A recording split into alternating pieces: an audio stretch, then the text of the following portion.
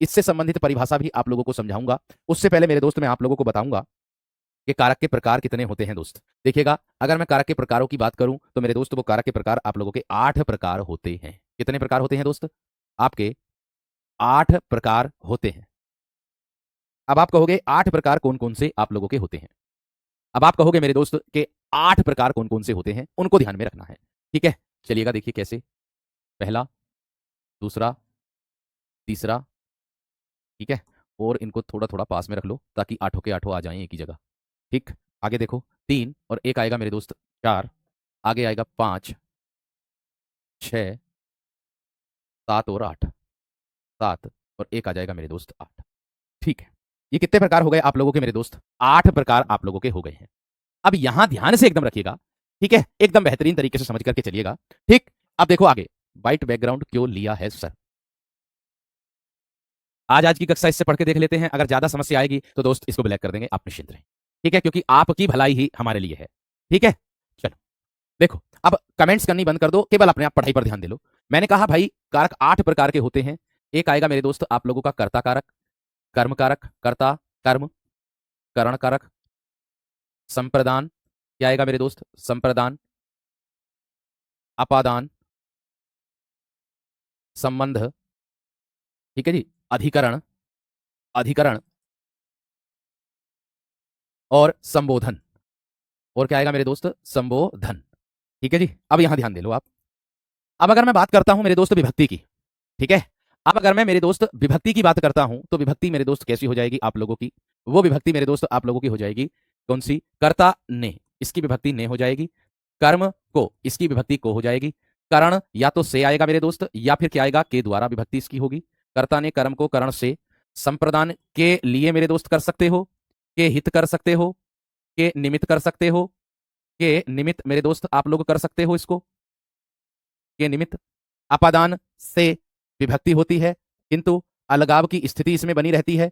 संबंध का, की, के, रा, री, रे। और अगर मैं अधिकरण की बात करूं, में कोमा पर हो जाएगा। और संबोधन की बात करूं तो हे आएगा, ओ आएगा, अरे आ जाएगा, अरे आ जाएगा। इस तरीके से मेरे दोस्त हो जाएगा। इतनी बात सबकी समझ में आ गई है ना? इतनी बात मेरे दोस्त सबकी समझ में आ गई या ना? क्लियर हो गई? एक बार थम्सअप कर दो, एक बार थम्सअप कर दो, इतनी बात समझ में आ गई है ना? एक बार थम्सअप कर दो मेरे दोस्त, इतनी बात समझ में आ गई है ना? बताओ। अलगाव का मतलब मेरे दोस्त अलग को बोलते हैं। अलगाव का मतलब मेरे दोस्त अलग को बोलते हैं। ठीक है, इतनी बात समझ में आ गई? देखो बहुत ज्यादा कमेंट्स मेरे दोस्त बच्चों के ब्लैक बैकग्राउंड को है। ठीक है, चलो, black background, black background, black background. मैंने कहा आज तो पढ़ लो मेरे दोस्त इस बैकग्राउंड पर, बाकी कल से आप लोगों को मेरे दोस्त ब्लैक बैकग्राउंड मिल जाएगा, आप निश्चिंत रहो। लेकिन अगर व्हाइट बैकग्राउंड की अगर मैं बात करूं तो बहुत बढ़िया रहेगा मेरे दोस्त, है ना? बैकग्राउंड दोनों ही बदलने चाहिए। ठीक है, चलो अब देखो आगे। इतनी बात समझ में आ गई? सबको दिखाई दे रहा है इतना? लिखा हुआ दिखाई दे रहा है कि नहीं, ये बताओ। गुड़ा केस बता तो दिया भैया, गुड़ा का धन ईस गुण संधि। इतनी बात समझ में आ गई?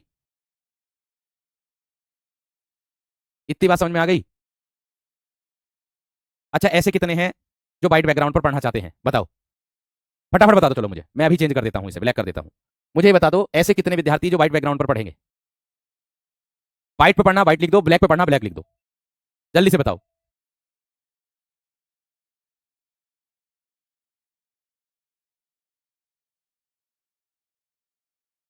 देखो बहुत सारे कह रहे हैं कि सर ऐसे ही पढ़ा दो आज, हैं? चलो देख लेते हैं। चलो चलो, पहले आज इसको पढ़ लो। दोनों कॉमन है। आज मैं कह रहा हूं देखो, बाइट पर पढ़ लीजिए, कल से आप लोगों के लिए परिवर्तन कर दूंगा, निश्चिंत रहें। और कल आपका अवकाश भी है, वैसे भी आपको पता ही है। ठीक है, चलो आज इसको पढ़ लेते हैं दोस्त। आप करके चलिएगा, समझ करके चलिएगा, सारी चीजों को बेहतरीन तरीके से समझाऊंगा, आप बेफिक्र रहना एकदम बेहतरीन तरीके से। ठीक है, ये बात क्लियर हो गई सभी विद्यार्थियों की? इतनी बात सभी की क्लियर? आगे देखो, मैं अगर आगे बढ़ता हूं मेरे दोस्त आप लोगों से, आगे इसकी परिभाषा क्या होगी, है ना? आगे मैं अगर बात करूं इसकी परिभाषा की, तो इसकी परिभाषा मेरे दोस्त क्या होगी आप लोगों की? देखिएगा, अब मैं अगर इसकी परिभाषा की बात करूं मेरे दोस्त, देखिए परिभाषा क्या कहती है इसकी। अब मैं इसकी अगर परिभाषा की बात करता हूं तो परिभाषा को देख लीजिएगा। देखो, ध्यान से देखो एकदम, परिभाषा। चलो देखो, परिभाषा क्या बनेगी? सबसे पहली बात तो आपको ध्यान में ये रखनी है कि कारक चिन्ह को हम किस और नाम से जानते हैं? कारक चिन्ह को परसर्ग के नाम से भी जाना जाता है। कारक चिन्ह को परसर्ग के नाम से भी जाना जाता है, भी जाना जाता है। कारक चिन्ह को परसर्ग के नाम से भी जाना जाता है। इतनी बात सबकी समझ में आ गई। अब देखो यहां पर आगे एक बात का विशेष आप लोगों को ध्यान यहीं पर रखना है। किस बात का? जहां पर का अर्थ होता है बाद और सर्ग का अर्थ होता है चलने वाला, अर्थात परसर्ग जो शब्द है वो दो शब्दों से मिलकर बना होता पर धन सर्ग से। ठीक है वीरो, जहां मैं आपको बता दूं पर का जो अर्थ होगा वो होगा बाद में, और सर्ग का जो अर्थ होगा वो होगा चलने वाला। सर्ग का अर्थ होगा चलने वाला। इतनी बात सबकी समझ में आ गई? इतनी बात सभी विद्यार्थियों की समझ में आ गई है ना? मैंने इतनी बात बताई। मुझे इतनी बात बताओ कि मेरे दोस्त आप लोगों को इतनी बात समझ में आ गई या ना?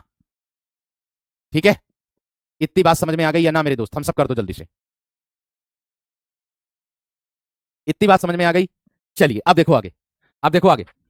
पर का अर्थ बाद और सर्ग का अर्थ चलने वाला। एक अर्थ और होता है जो शब्दों के बीच में संबंध स्थापित करता है। इस परसर्ग को हम क्या कहते हैं? जो शब्दों के बीच में संबंध स्थापित करता है। भैया ये प्रश्न यूपीएसआई की परीक्षा में पूछा गया था कि परसर्ग क्या होता है। 4 विकल्प दे रखे थे जिसमें एक विकल्प आपका था कि जो शब्दों के बीच में संबंध स्थापित करता है उसको कहते हैं परसर्ग। इतनी बात सभी की समझ में आ गई होगी मेरे दोस्त। अब मैं अगर बात कर रहा हूं परिभाषा की, ध्यान देना मेरी बात पर। ठीक है, अब मैं अगर बात कर रहा हूं मेरे दोस्त परिभाषा की, तो इसको ध्यान में रखना है आप लोगों को। कैसे? इसको आप एक तरीके से भी पहचान सकते हो, मतलब एक सूत्र के माध्यम से इसको आप पहचान सकते हो। इनकी विभक्तियों को याद रखा जा सकता है। इसकी जो विभक्ति होती है उसको एक सूत्र के माध्यम से मेरे दोस्त आप इसको याद कर सकते हो। कर्ता ने फिर कर्म को और करण से जान, ऐसे करके। क्या? कर्ता ने फिर कर्म को और करण से जान।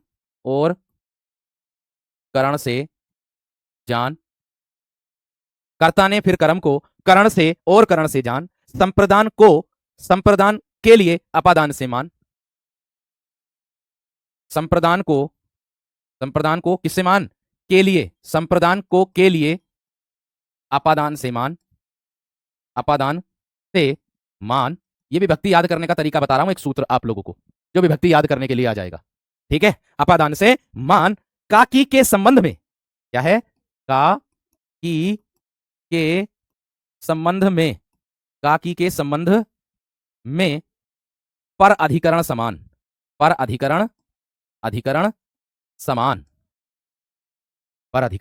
समान। और लास्ट में मेरे दोस्त क्या आएगा आप लोगों का? संबोधन है अरे कारक की पहचान।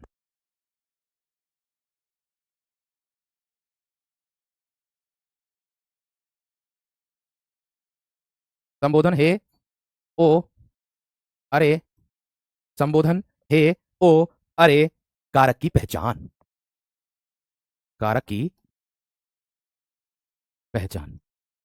इतनी बात सबकी समझ में आ गई है ना? इतनी बात वीरो समझ में आ गई सभी की विद्यार्थियों की है ना, जो मैंने आप लोगों के सामने लिखी है? ठीक है, समास का वर्कशीट मेरे दोस्त कल शाम तक मिलेगा आप लोगों को, मैंने बता दिया था। क्योंकि देखो मैंने आपको बताया था कल मैं अवकाश पर रहूंगा, काम नहीं कर पाऊंगा, क्योंकि कल कारण मैंने आपको बताया था मेरे भाई का मेडिकल है, उसके साथ मुझे जाना बिजनौर। ठीक है, इसीलिए कल आप लोगों की कक्षा भी बंद रहेगी। ठीक है, आवश्यक काम है इसलिए मैंने आपको बताया। ठीक भाई, इतनी बात समझ में आ गई? भाई कर्ता ने फिर कर्म को, अब इसकी विभक्ति यहां ध्यान देना आप। देखो ये हो गई कर्ता की विभक्ति, कर्ता ने, ये हो गई कर्म की विभक्ति, और ये हो गई करण की विभक्ति, ये हो गई संप्रदान के लिए होगी। ये तो बस केवल सूत्र आपको दिया है याद करने के लिए।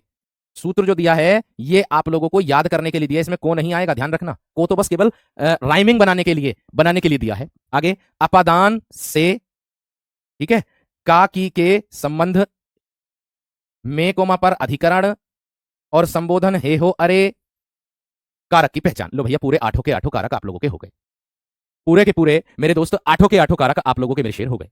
इतनी बात सभी की समझ में आ गई? इतनी बात मेरे दोस्त आप लोगों की समझ में आ गई है ना? कौन सा बिजनौर है भैया? बिजनौर ये है ना क्या आप लोगों का? नूरपुर बिजनौर जो है वहां। ठीक है, इतनी बात समझ में आ गई सभी की? क्लियर है मेरे शेर? चलिए बहुत अच्छी बात है, बहुत बढ़िया। अब इसकी परिभाषा मेरे शेर देख लीजिएगा। अब इसकी परिभाषा मेरे वीर देख लीजिएगा क्या बनेगी। कारक की परिभाषा, वाक्य में जिस शब्द का संबंध, ध्यान से देखिएगा, ये रही क्या है? वाक्य में जिस शब्द का संबंध,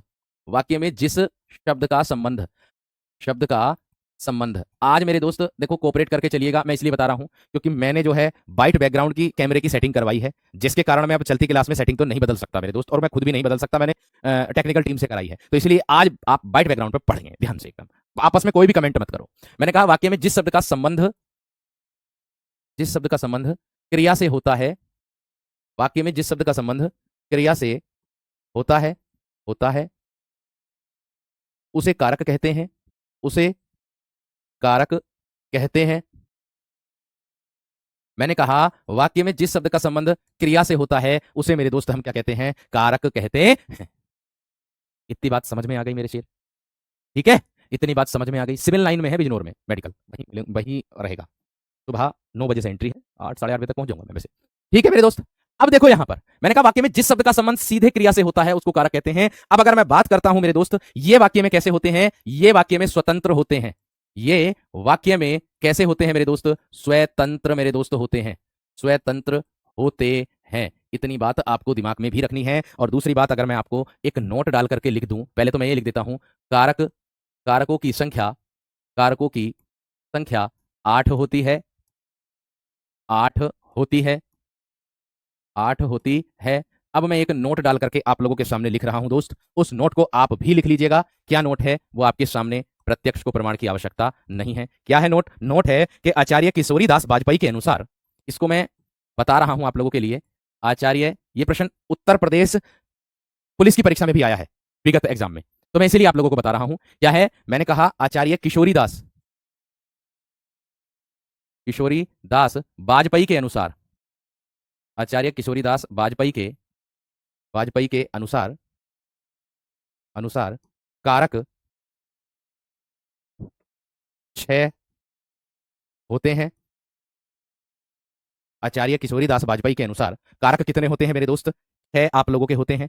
अगर इसका कारण क्या है, इसका कारण मैं यहां लिख रहा हूं, देखो, क्योंकि, क्योंकि इन्होंने, क्योंकि इन्होंने, क्योंकि इन्होंने क्या नहीं बताया, क्योंकि इन्होंने संबंध और, संबंध और संबोधन कारक, संबंध और संबोधन कारक, संबंध और संबोधन कारक का संबंध, का संबंध क्रिया से नहीं माना है, का संबंध क्रिया से नहीं, नहीं माना है।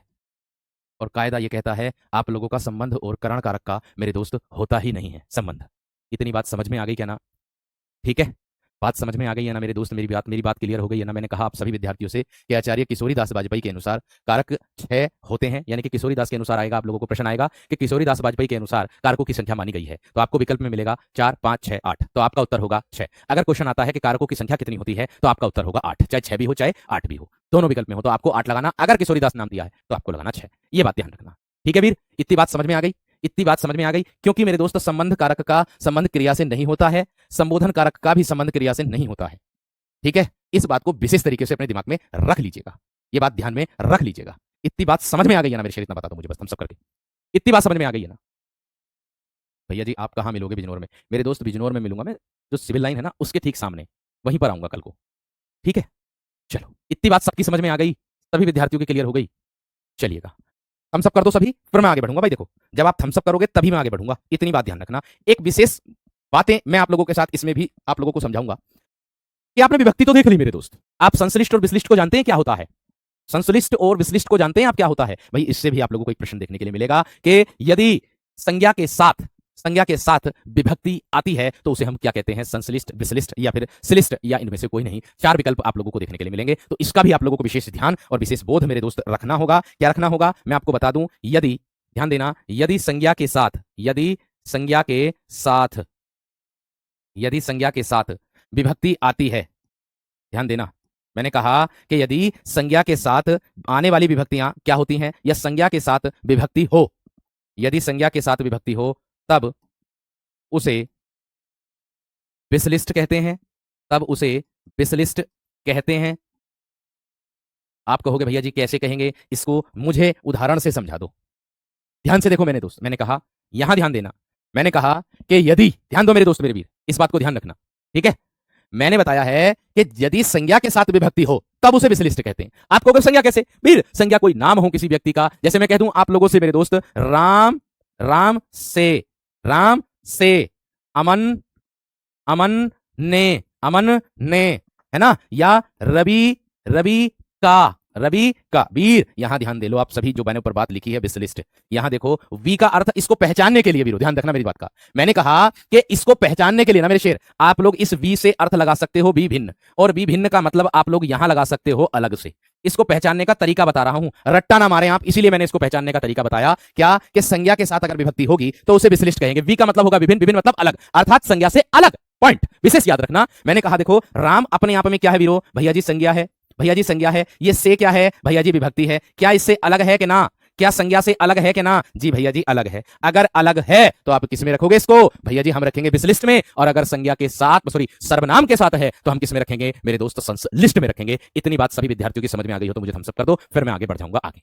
एक बार मुझे इतनी बात बता दो थम्स अप करके कि मेरे दोस्त इतनी बात समझ में आ गई हो तो एक बार थम्स अप कर दो, फिर मैं आगे बढ़ चलता हूं। मैंने कहा ये भी संज्ञा है, ये भी संज्ञा है, ये क्या है विभक्ति, ये क्या है विभक्ति। मैंने जो परिभाषा आप लोगों को बताई है वह बताई क्या, कि संज्ञा के साथ विभक्ति हो तब उसे विशलिष्ट कहते हैं। बात खत्म, इतनी सी बात। थम्स अप कर दो, फिर मैं आगे बढ़ता हूं मेरे दोस्त आप लोगों के लिए, फिर मैं आगे बढ़ता हूं, ठीक है।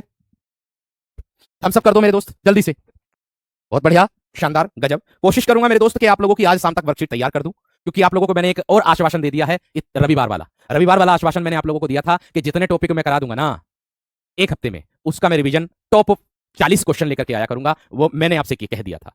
और अगर आवेदन शुरू हो जाएंगे तो साहित्य भी मेरे दोस्तों मुझे स्टार्ट करना पड़ेगा, मगर उसका टाइम अलग रख लेंगे, कोई दिक्कत नहीं है, ठीक है। चलिए, कोई इमरजेंसी है तो वो अलग बात है, लेकिन इमरजेंसी में क्लास अगर होगी तो बंद कर सकता हूं, वरना अगर इमरजेंसी नहीं है तो क्लास में बंद नहीं करूंगा। ये बात ध्यान रखना। कब, जब मेरे दोस्त आप लोगों की रविवार वाली क्लास को बोला मैंने, ठीक है जी। इतनी बात समझ में आ गई सभी विद्यार्थियों की। आगे अगर मैं बात करता हूं, एक और इसमें नियम आता है मेरे दोस्त, कौन सा, एक तो ये देख लिया आपने, एक और अगर मैं बताऊं आप लोगों को, दूसरा नियम क्या होगा, सर्वनाम के साथ आने वाली विभक्तियां, क्या बोलेंगे, सर्वनाम के साथ, सर्वनाम के साथ आने वाली विभक्ति, सर्वनाम के साथ आने वाली विभक्ति क्या कहलाती है मेरे दोस्त, संश्लिष्ट कहलाती है। सर्वनाम के साथ आने वाली विभक्ति क्या कहलाती है मेरे दोस्त, संश्लिष्ट कहलाती है। सर्वनाम के साथ आने वाली विभक्ति संश्लिष्ट, विभक्ति को संश्लिष्ट कहते हैं, ऐसे करके लिख लो, विभक्ति को संश्लिष्ट कहते हैं, संश्लिष्ट कहते हैं। इतनी बात सभी की समझ में आ गई, इतनी बात सभी विद्यार्थियों की समझ में आ गई। लेकिन मेरे दोस्त अगर मैं बात करता हूं आप सभी विद्यार्थियों से कि भैया जी इसको कैसे हम पहचानेंगे, है ना मैंने कहा कि भैया जी हम इसको कैसे पहचानेंगे। देखो वीरो एक ट्रिक बता रहा हूं, इसको दिमाग में रखना, बस इसको दिमाग में रखना। से फोर होता है सर्वनाम और से फोर होता है साथ, अर्थात अगर सर्वनाम के साथ विभक्ति आई ना तो उसको संश्लिष्ट में रखना, और अगर संज्ञा के साथ विभक्ति आई ना तो उसको विशलिष्ट में रखना। इतनी बात ही समझानी थी मुझे आप सभी विद्यार्थियों को, ठीक है वीर। इतनी ही बात मुझे आप लोगों को समझानी थी कि आप देखिएगा मेरे दोस्त, किस तरीके से आप लोगों को एक उदाहरण दूंगा ना, इससे संबंधित उदाहरण दूंगा ना तो आपको बहुत आसान भाषा में समझ में आ जाएगा। जैसे मैं कह दूं तुमसे इसको, तुमसे इसको, इससे हमको, है ना, या और भी लिख सकते हो, तुमने, हमने, सबने, ऐसे भी कर सकते हो। भैया इसमें क्या रही है, मैंने आपको क्या बताया था, मैंने बताया सर्वनाम के साथ विभक्ति मेरे दोस्त, सर्वनाम के साथ विभक्ति, इसको ध्यान में रखो। अर्थात मेरे दोस्त यहां ध्यान में रखो, मैंने कहा तुम का मतलब मेरे दोस्त क्या होगा, सर्वनाम, तुम का अर्थ क्या होगा सर्वनाम, और से क्या है मेरे दोस्त विभक्ति। अगर सर्वनाम के साथ विभक्ति को जोड़ेंगे तो वह संश्लिष्ट कहलाएगी, और अगर मेरे दोस्त संज्ञा से अलग करके लिखेंगे तो उसको मेरे दोस्त विशलिष्ट कहते हैं। इतनी बात समझ में आ गई होगी, इतनी बात समझ में आ गई है ना मेरे दोस्त, इतनी बात क्लियर हो गई। एक बार मुझे थम्स अप कर दो, एक बार मुझे मेरे वीर थम्स अप कर दो मेरे दोस्त, क्या होगा, एक बार मेरे दोस्त आप थम्स अप कर दीजिएगा जल्दी से एकदम। मैंने जो बात आप लोगों को बताई क्या ये समझ में आ गई इतनी, मैंने जो बात आप लोगों को बताई क्या आप लोगों को इतनी बात समझ में आ गई है ना मेरे दोस्त, बताओ बताओ मेरे दोस्त, बहुत बढ़िया, बहुत गजब। देखो संश्लिष्ट का जो अर्थ होता है ना मेरे दोस्त, वो होता है जो अच्छी तरह से मिला हुआ हो, जैसे विभक्ति इसमें मिली हुई है, जैसे मैंने बताया था, यानी कि आपस में गुथा हुआ। और विशलिष्ट उसको बोलते हैं जो अलग हो, जो आपस में गुथा हुआ ना हो, उल्टा कर दो संश्लिष्ट विशलिष्ट, खत्म। समझ रहे ना बात, क्लियर है। चलिए आगे देखो, इतनी बात सबकी समझ में आ गई होगी एकदम बेहतर तरीके से, एकदम अच्छे तरीके से। अब आगे प्यारे दोस्तों मैं आप लोगों को एक तो परिभाषा में लोंग में भी लिखवाऊंगा, देखो आपको, है ना। लेकिन कुछ परिभाषा मेरे दोस्त मैं शॉर्ट में भी लिखवाना चाहूंगा, जिससे आपको बहुत आसान भाषा में समझ में आ जाए। लॉन्ग में तो लिखवाऊंगा ही, लेकिन शॉर्ट में भी आपको पता होना चाहिए। यही बात मैं आप लोगों को बता रहा हूं। देखिए ध्यान से, देखो, एक तरफ मैं लिखूंगा कारक, यहां लिखूंगा मैं कारक, देख सकते हो, और एक तरफ मैं लिखूंगा मेरे दोस्त उसका अर्थ, यानी कि आप जिसको पहचान सको बहुत आसान भाषा में। ठीक है भैया, कर्ता सबसे पहले लिख रहा हूं, कर्ता। अब इसका अर्थ क्या लिखूंगा सर? अर्थ बताइए आप क्या होगा? परिभाषा बड़ी में भी, शॉर्ट में भी लिखवा रहा हूं, बड़ा भी लिखवा रहा हूं, शॉर्ट में भी लिखवाऊंगा, लॉन्ग में भी लिखवाऊंगा, दोनों में लिखवाऊंगा, क्योंकि किसी भी तरीके से परिभाषा एग्जाम में पूछ सकता है। भैया कर्ता का अर्थ होगा क्रिया करने वाला, क्रिया करने वाला कर्ता बोलेंगे। आगे देखो कर्म, कर्म किसको बोलेंगे? जिस पर क्रिया का प्रभाव पड़े, जिस पर क्रिया का प्रभाव पड़े, प्रभाव पड़े। आगे बढ़ो, आगे क्या बोलेंगे? कर्ता कर्म करण। इसमें क्या होगा भैया? इसमें होगा मेरे दोस्त साधन का बोध। इसमें क्या होगा मेरे दोस्त? क्रिया का साधन सूचित होगा, क्रिया का साधन सूचित होगा दोस्त। क्रिया का क्या होगा? साधन, अर्थात जिसकी सहायता लेकर कर्ता कुछ कार्य करता है, ऐसे कर सकते हो। जिसकी सहायता लेकर के कर्ता कुछ कार्य करता है, ऐसे कह सकते हो मेरे शेर। ठीक है, लॉन्ग में भी लिखवाऊंगा परिभाषा, ऐसा मत सोचना छोटा में लिखवा के कर दूंगा ना। तरीका जो है वैसा ही यूज करूंगा मैं आपका, बेफिक्र हो। जैसा मेरा तरीका, जैसे मेरी शैली है पढ़ाने की, वही प्रयोग करूंगा, आप चिंता ना करें। मैंने कहा कर्ता ने कर्म को करण से संप्रदान। आप देख रहे हो मेरे दोस्त, संप्रदान का अर्थ क्या होगा? अर्थात जिसके लिए क्रिया की जाए। क्या होगा मेरे दोस्त? जिसके लिए क्रिया की जाए, जिसके लिए क्रिया की जाए। ठीक है वीर, आगे देखो, इसके बाद आएगा संप्रदान के बाद आएगा अपादान, यानी कि क्रिया जिससे अलग होना बताए। ध्यान रखना, अलग होने के साथ और भी इसमें प्यारे दोस्तों गुण होते हैं, वो मैं परिभाषा में लिखवाऊंगा, लेकिन यहां पर ध्यान देंगे। राम संप्रदान अपादान, क्या बनेगी परिभाषा? शॉर्ट वाली, जिसके लिए या जिससे क्रिया, जिससे क्रिया, जिससे अलग, अलग होना बताए, अलग होना बताए। ये ध्यान रखना। ध्यान रखना, एक बात और बता दूं आप लोगों को मेरे दोस्त, ये जो मैं कक्षा ले रहा हूं ना मेरे दोस्त, ये जो कक्षा में ले रहा हूं और ये जो मैं आप लोगों को कंटेंट डिलीवर कर रहा हूं, इसमें मेरे दोस्त मैं एनसीईआरटी की बुक भी शामिल कर रहा हूं। अर्थात एनसीईआरटी आप लोगों की जो आंसर की होती है ना, उसमें भी सबसे ज्यादा मान्य होती है। ये बात आपको भी पता, क्योंकि वह एक आपकी प्रमाणिक बुक है। ये बात ध्यान रखना। तो उसको भी मेरे दोस्त मैं शामिल कर रहा हूं। ये मैं अपनी तरफ से, अपने ही विवेक से मेरे दोस्त मैंने सोचा है। अन्य बुक तो है ही, लेकिन मेरे दोस्त एनसीईआरटी भी है। ठीक है, आगे देखो, अगला प्रश्न, अगला पॉइंट क्या कहता है? अपादान के बाद मेरे दोस्त आएगा संबंध। इसको आप कैसे रखोगे? ध्यान से देखना।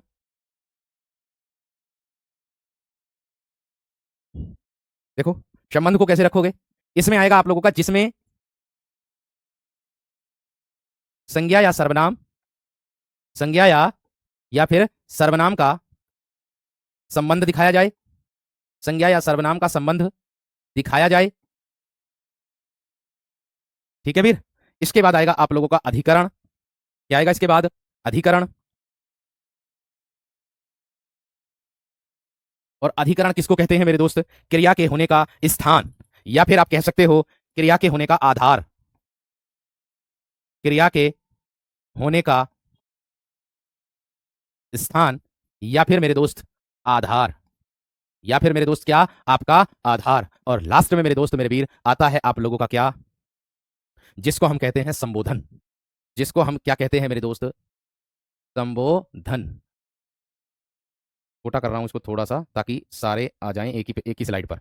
इसको आएगा मेरे दोस्त आगे आप लोगों का संबोधन।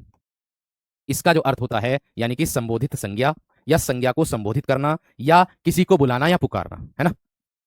संज्ञा के जिस रूप से, संज्ञा के द्वारा किसी को बुलाना या पुकारना, किसी को, ऐसे लिखो डायरेक्ट, किसी को संबोधित करना, संबोधित करना। यह है मेरे दोस्त सभी आठों के आठों कारकों का शॉर्ट में परिभाषा। ये सभी मेरे दोस्त आठों के आठों जो कारक हैं, उनका शॉर्ट में मेरे दोस्त परिभाषा है। ठीक है, बात समझ में आ गई क्या ना? बात क्लियर हो गई है ना? इतनी बात समझ में आ गई है ना? एक विद्यार्थी कमेंट सेक्शन में कमेंट्स कर रहे हैं कि सर जी मेरे बोर्ड पर नंबर दिख रहा, मेरे शेर वो नंबर आपको ही दिखेगा, आपका नंबर किसी और को ना दिख रहा मेरे वीर। आपका नंबर, आपने कोर्स एक्टिव किया ना, तो आपका नंबर आपको ही शो होगा, किसी और को नहीं होगा वीर। आप इस बात से निश्चिंत रहो। ठीक है भैया, इतनी बात समझ में आ गई है ना? इतना बता दो बस मुझे, है इतनी बात समझ में आ गई है ना? एक बार मैं इसी का मेरे दोस्त दोबारा से रिवीजन कर रहा हूं आप लोगों के लिए। ठीक है वीर, इसी का मैं एक बार दोबारा से मेरे दोस्त रिवीजन कर रहा हूं, ये बात ध्यान रखना। दोबारा से रिवीजन करा रहा हूं, ध्यान से समझना। ठीक है, मैंने कहा, मैंने आप लोगों को बताया आज कि कारक कितने प्रकार के आप लोगों के होते हैं। ध्यान से समझना मेरी बात को। देखो, शुरू से बता रहा हूं, एक बार फिर से बता रहा हूं, सभी विद्यार्थी अपने दिमाग को इधर ले आए, आप कक्षा में ले आए, ध्यान से एकदम देखिएगा। कारक मैंने बताया आप लोगों को। अब कारक की जो मेन पहचान होती है वो यही होती है कि जिसका संबंध क्रिया से होगा वही कारक के रूप में आएगा। अर्थात वाक्य में जिस शब्द का संबंध सीधे क्रिया से रहता है उसी को कारक हम लोग कहते हैं। ठीक है, अब देखिएगा, मैंने कहा कर्ता कारक, इसकी विभक्ति ने आपको होगी। कर्म कारक, इसकी विभक्ति को होगी। करण से या के द्वारा, संप्रदान के लिए होगी या के हित भी होगी, के निमित्त भी होगी, के वास्ते भी आप लोगों को देखने के लिए मिलेगी, के वास्ते भी इसमें देखने के लिए मिलेगी। ये भी बात ध्यान रखना। आगे अपादान से अलग, संबंध काकी रेरारी रे, अधिकरण में पर संबोधन है हो। अरे मेरे दोस्त, इतनी बात समझ में आ गई? हाँ, शशांक कर सकते हो। आगे अगर मैं बात करूं मेरे दोस्त यहां पर, अब कारक को परसर्ग के नाम से भी जाना जाता है। उत्तर प्रदेश दरोगा की भर्ती में 2017 वाली वैकेंसी में मेरे दोस्त एक प्रश्न पूछा गया था, ये वाला परसर्ग से। परसर्ग क्या होता है ये पूछा गया था, परसर्ग का अर्थ क्या होता है? तो भैया उसका एक विकल्प था उसमें कि जो शब्दों के बीच में संबंध स्थापित करता है उसको परसर्ग कहते हैं, ये उसमें दिया था। अर्थात अगर मैं बात करता हूं मेरे दोस्त, परसर्ग का शब्द जो होते हैं परसर्ग, वो दो शब्दों से मिलकर बना होता है वीर। पर धन सर्ग, पर मतलब बाद में और सर्ग मतलब चलने वाला। अर्थात संज्ञा या सर्वनाम के बाद में ही मेरे दोस्त क्या चलेगी? विभक्ति आप लोगों की लगती है। कभी कभी पर संज्ञा सर्वनाम में विभक्ति छिपी हुई भी होती है मेरे दोस्त, कर्ता कारक के अंतर्गत आएगी, देखने के लिए मिलेगी। जब पढ़ाऊंगा आपको पता चल जाएगा। आगे देखो, इसके लिए एक मैंने सूत्र बताया था आप लोगों को, अगर आप याद कर सकते हो तो, कि कर्ता ने फिर कर्म को और करण से जान, कर्ता ने फिर कर्म को और करण से जान, संप्रदान को के लिए अपादान से मान। संप्रदान को तुम्हें मानना है किससे? के लिए विभक्ति, यानी कि इसकी विभक्ति के लिए होगी ना कि को। ये सिर्फ राइमिंग बनाने के लिए, जोड़ने के लिए दिया है आपको। दिया है काकी के संबंध में पर अधिकरण समान, यानी कि काकी के संबंध में और पर अधिकरण की होती है पर समान। हे असंबोधन हे हो अरे और कारक की पहचान, यानी कि संबोधन हे हो अरे यही होती है मेरे दोस्त कारक की पहचान। मेरे दोस्त, इतनी बात समझ में आ गई? आगे मैंने फिर क्या बताया था आप लोगों को? फिर मैंने बताया आपको इसकी परिभाषा कि वाक्य में जिस शब्द का संबंध सीधे क्रिया से होता है उसी को कारक कहा जाता है। और ये मैंने लगाया था मेरे दोस्त आप लोगों के लिए एक अवतरण चिन्ह लगाया था, यानी कि इसकी आप लोगों की जो परिभाषा आप लोगों को देखने के लिए मिलती है, विराम चिन्ह जब पढ़ोगे तब आप लोगों को मिल जाएगा। हाँ सागर कर सकते हो। विराम चिन्ह जब आप पढ़ोगे तो बिल्कुल मेरे दोस्त आप लोग इसमें कैसे मिल जाएगी? इस तरीके से मिल जाएगी कि जब किसी बात या कथन को ज्यों कतियों प्रस्तुत करना होता है तब किस विराम चिन्ह का प्रयोग किया जाता है, तो आपको अपने दिमाग में रखना जी, उद्धरण या फिर अवतरण चिन्ह को प्रयोग करना होता है। मैं ये नहीं कह रहा हूं कि आप सूत्र को याद करो, मैं ये नहीं कह रहा हूं कि आप सूत्र को याद करो, मत करो। आपको तो वैसे ही आगे कर्ता ने कर्म को करण से संप्रदान के लिए पदान से अलग अधिकरण संबंध का की अधिकरण में पर संबोधन है वो, ऐसे कर लो, ऐसे कर लो याद, मत करो सूत्र से याद। ये तो बस केवल आपको बताया है कि इस तरीके से भी याद कर सकते हैं, ऐसा नहीं कि मेरे दोस्त नहीं कर सकते। वो आपके ऊपर निर्भर करता है आप किस तरीके से करोगे। ठीक है वीर, चलिए आगे देखो। फिर मैंने बताया कि वाक्य में स्वतंत्र होते हैं। वाकई में मेरे दोस्तों कारक चिन्ह जो होते हैं वो अपने आप में स्वतंत्र होते हैं वाक्य में। ठीक है, आगे अगर मैं बात करता हूं मेरे दोस्त कारकों की संख्या कितनी होती है, अगर मैं बात करूं कारकों की संख्या की, तो वीर इनकी संख्या जो होती है वो आप लोगों की 8 होती है, जो मैंने अभी आप लोगों को बताई है। अगर मैं बात करता हूं मेरे दोस्त आप लोगों से, एक कवि है जिसका नाम मेरे दोस्त क्या है? आचार्य किशोरीदास वाजपेयी। इन्होंने कहा, इनके मत के अनुसार अगर आप लोगों से कक्षा पूछ ली जाए, आप लोगों से कक्षा में मेरे दोस्त पूछ लिया जाए कैसे कि भाई आचार्य किशोरीदास वाजपेयी के अनुसार कारक कितने होते हैं? विकल्प में 4, 6, 5 और 8 भी हो। आपको 6 ही लगाने, क्यों? इसका कारण यह है क्योंकि संबंध जो कारक होता है और संबोधन जो कारक होता है इसका क्रिया से संबंध नहीं होता, अर्थात इसकी परिभाषा क्रिया से नहीं संबंध जोड़ती है। यह बात भी ध्यान रखना। संबंध कारक में संज्ञा या सर्वनाम का संबंध वाक्य में किसी अन्य संज्ञा सर्वनाम के साथ होने का बोध होता है। और संबोधन किसे बोलेंगे? कि संज्ञा के जिस रूप से किसी को पुकारा जाए या बुलाया जाए, ओ लड़को इधर आना, ओ लड़को खेलना बंद करो, हे राम किसी को पुकारा जाए, हे राम रक्षा करो। भाई यही बात तो मैं बता रहा हूं कि इन दोनों का संबंध क्रिया से नहीं माना किन्होंने? किशोरीदास वाजपेयी ने। इसीलिए कारकों की संख्या मेरे दोस्त 6 होती है, बस इतना दिमाग में रखना है। ठीक है वीर, आगे देखो मेरे दोस्त, आगे मैं बढ़ता हूं क्या कि यदि संज्ञा के साथ विभक्ति हो तब उसे विशिष्ट कहा जाता है। मेरे शेर इस बात पर भी गौर देना सभी विद्यार्थी। मैंने कहा मेरे दोस्त आप लोगों से क्या कि अगर संज्ञा के साथ विभक्ति होगी मेरे शेर तो उसे विशिष्ट कहा जाता है वीर। विशिष्ट का जो अर्थ होता है विभिन्न अर्थात अलग, जैसे मैंने कहा संज्ञा के साथ विभक्ति, संज्ञा के साथ विभक्ति, संज्ञा के साथ विभक्ति। बात समझ में आ गई क्या ना भैया? संप्रदान होता वो संपादन ना होता। को विभक्ति मैंने बताया नहीं होती संप्रदान की भाई। ये केवल जो है मैंने याद करने के लिए बताया। गोल घेरे में भैया मैंने इसको ही तो बंद किया, इसको बस, इसको बंद किया, इसको बस, इसको बंद किया गोल घेरे में, को कहां किया भाई? इतना तो आप लोग समझ सकते हो। ठीक है, आगे देखो मेरे दोस्त, इसके बाद क्या है? इसके बाद मैंने आप लोगों को बताया कि सर्वनाम के साथ विभक्ति आने को हम क्या कहते हैं? संश्लिष्ट कहते हैं। सर्वनाम के साथ आएगी, जैसे मैंने आपको बताया। अगर मैं कारक और अर्थ इसका बताऊं तो आप लोगों के सामने है मेरे दोस्त, आपके सामने प्रत्यक्ष है। इतनी बात समझ में आ गई है ना मेरे दोस्त? बस इतना बता दो जल्दी से। इतनी बात मेरे दोस्त आप सभी की समझ में आ गई है ना मेरे दोस्त? इतना बता दो आपको इसकी कर्ता कारक की। पहला नंबर आता है मेरे दोस्त हमारा, कौन सा कारक आता है? कर्ता कारक आता है। सर कर्ता कारक की क्या परिभाषा होती है, इसके बारे में हमको बेहतर तरीके से जरूर समझाना। तो देखो, अगर मैं कर्ता कारक की बात करता हूं मेरे दोस्त आप लोगों का, हाँ मेडिकल हो गया है छोटे भाई का, परेशान बनना हो बिल्कुल भी, बेहतरीन हुआ, सटीक एकदम, निष्पक्ष। मैंने कहा कर्ता कारक, वाक्य में काम करने वाले को कर्ता कारक कहते हैं। बात समझ में आ रही होगी। मैंने कहा वाक्य में काम करने वाले को काम करने वाले को काम करने वाले को कर्ता कारक कहते हैं। कर्ता कारक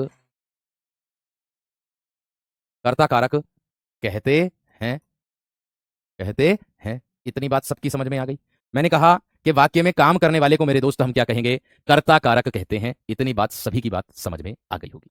दूसरी बात, अगर मैं बात कर दूं मेरे दोस्त आप लोगों से क्या कि वाक्य में क्रिया का फल स्वयं कर्ता में रहे, मैं परिभाषा दे रहा हूं आप लोगों को अलग अलग। अगर मैं इसकी बात कर दूं, क्या दूसरी परिभाषा, वाक्य में क्रिया का फल वाक्य में क्रिया का फल कर्ता में रहे कर्ता में रहे तब वहां मेरे दोस्त क्या होता है, कर्ता कारक होता है। तब भी मेरे दोस्त कर्ता कारक ही होता है या उसे कर्ता कारक कहते हैं। या मैं आप दूसरे तरीके से आप लोगों को एक और परिभाषा दे दूं इसकी, ठीक है। मैंने कहा मैं अथक प्रयास आप लोगों के लिए जितना हो सकता वह करूंगा, आप निश्चित रूप से बस उस पर अनुसरण करते चलिएगा, ठीक है ना मेरे दोस्त। हाँ स्वीट खिला देंगे, आप निश्चिंत रहें।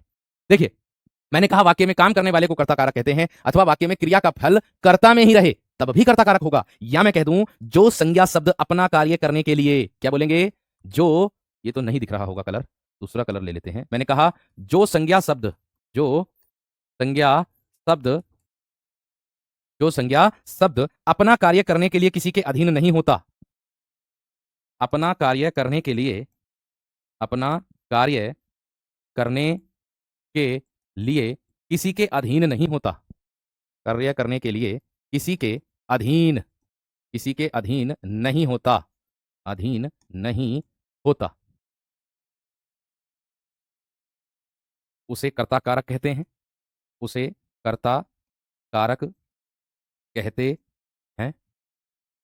इतनी बात सभी विद्यार्थियों की समझ में आ गई।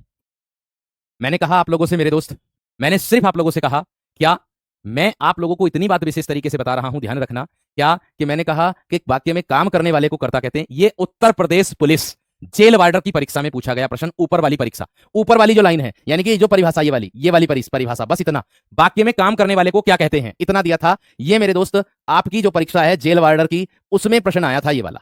ऊपर वाली जो परिभाषा है वो जेल वार्डर में आया था। नीचे दूसरा वाला जो दिया है, वाक्य में क्रिया का फल कर्ता में रहे, ये मेरे दोस्त यूपी ट्रिपल एससी की परीक्षा में पूछा था परिभाषा।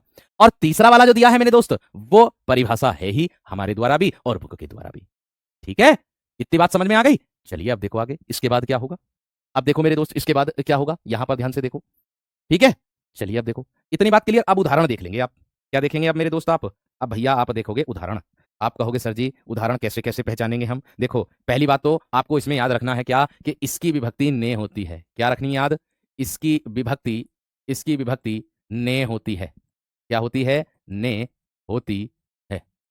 ये बात आपको याद रखनी है, ठीक है वीरो। और कहीं कहीं पर ऐसा भी हो जाता है कि विभक्ति नहीं भी दी जाती, क्योंकि विभक्ति मेरे दोस्त लुप्त छिपी होती है, उसमें भी आपको बस क्रिया का प्रभाव देखना किस पर पड़ रहा है, अर्थात मेरे दोस्त कहां पड़ रहा उसको कहते हैं। अब उदाहरण के तौर पर मैं आप लोगों से कह दूं कि अमन ने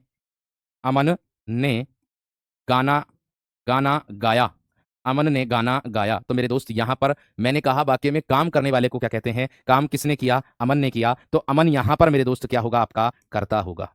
यहां पर क्या होगा मेरे दोस्त, आप लोगों का कर्ता होगा। आपसे मैंने अभी अभी एक बात बोली थी कि इनमें कारक विभक्ति छिपी हुई होती है, और ऐसी विभक्ति को मेरे दोस्त हम अप्रत्यक्ष या परोक्ष विभक्ति भी कहते हैं, अर्थात शून्य कारक के नाम से भी जाना जाता। जैसे मैं कह दूं आप लोगों से, यहीं पर कह दूं कि रमन रमन खेलता है, रमन खेलता है। तो मेरे दोस्त ऐसी विभक्तियों को, इसमें विभक्ति छिपी हुई होती है ना। अब जब इसमें विभक्ति छिपी हुई है तो सीधी सी बात है, आप उसको शून्यकाल कह सकते हो, या अप्रत्यक्ष कह सकते हो जो दिखाई ना दे, परोक्ष कह सकते हो जो उधर हो, उसको कह सकते हो। बात समझ में आ गई, क्लियर हो गई। आगे देखो और विकल्प आप लोगों को प्रश्न मिलेंगे मेरे दोस्त इसमें। जैसे और उदाहरण मैं आप लोगों से दे दूं, जैसे मैं कह दूं और विभक्ति छिपी हुई, जैसे मैं कह दूं सूरज चमक रहा है, मैं कह दूं सूरज चमक रहा है।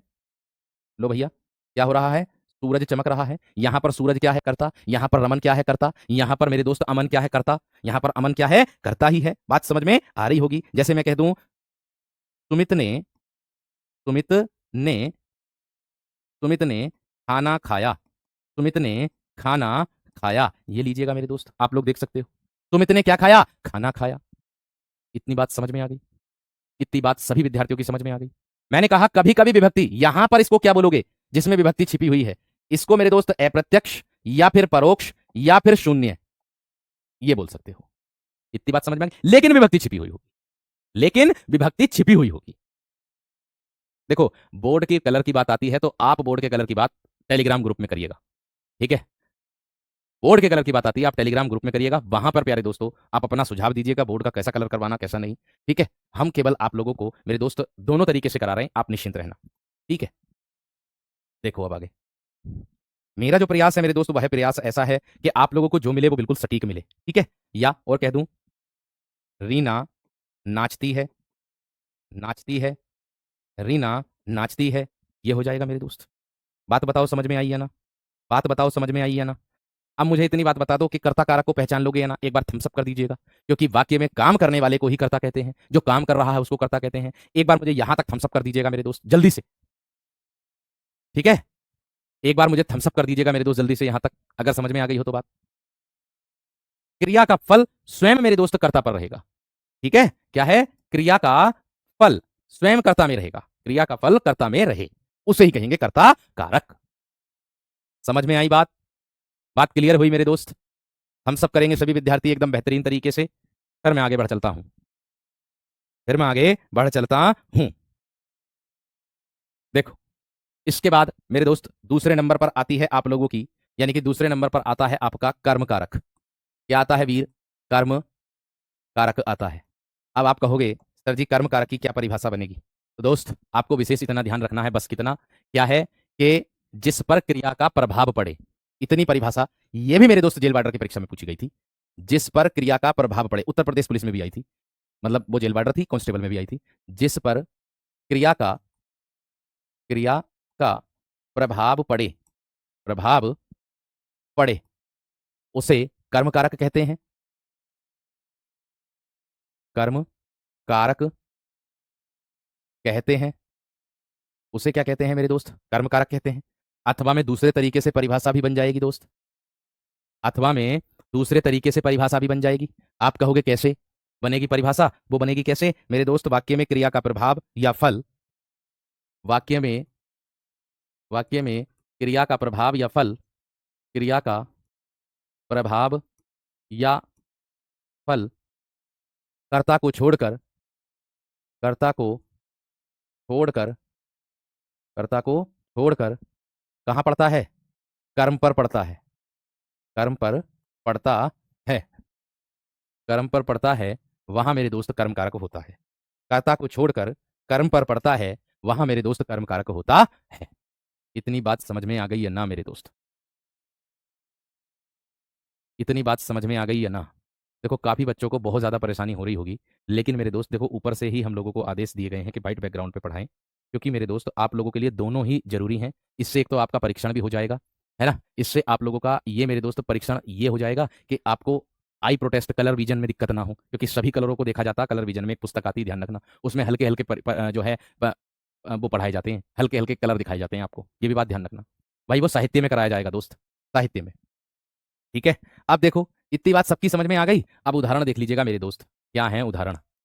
मैंने कहा जिस पर क्रिया का प्रभाव पड़े उसे कर्म कारक कहते हैं, जिस पर क्रिया का प्रभाव पड़े उसे कर्म कारक कहते हैं। इसकी विभक्ति को होती है, लिख दो, इसकी विभक्ति, इसकी विभक्ति को होती है, विभक्ति को होती है। इसकी विभक्ति क्या लिखोगे आप, को होती है। इतनी बात समझ में आ गई है ना, ठीक है, ठीक है। और ये प्योर व्हाइट भी नहीं है मेरे दोस्त, ये भी बात ध्यान रखना, प्योर व्हाइट भी नहीं है,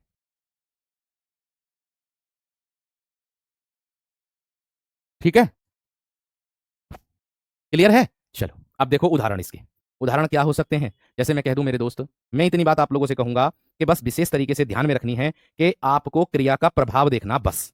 जैसे मैं कह दूं रमन ने चोर को पकड़ा, रमन ने चोर को पकड़ा। अब आप देख लीजिएगा मेरे दोस्त, मैं आपको बता दूं ये क्या है, हमारी पकड़ना, ये मेरे दोस्त क्रिया है, ये मेरे दोस्त क्रिया है। और रमन ये क्या है मेरे दोस्त, हमारा कर्ता है, कर्ता कारक को दर्शा रहा है रमन ने पूरा ही। और ये चोर को जो दर्शा रहा, ये दर्शा रहा कर्म। अर्थात मैं बात करूं पकड़ना क्रिया का प्रभाव किस पर पड़ रहा है, कर्म पर पड़ रहा है। बात बताओ समझ में आई है ना मेरे दोस्त। मैंने कहा कि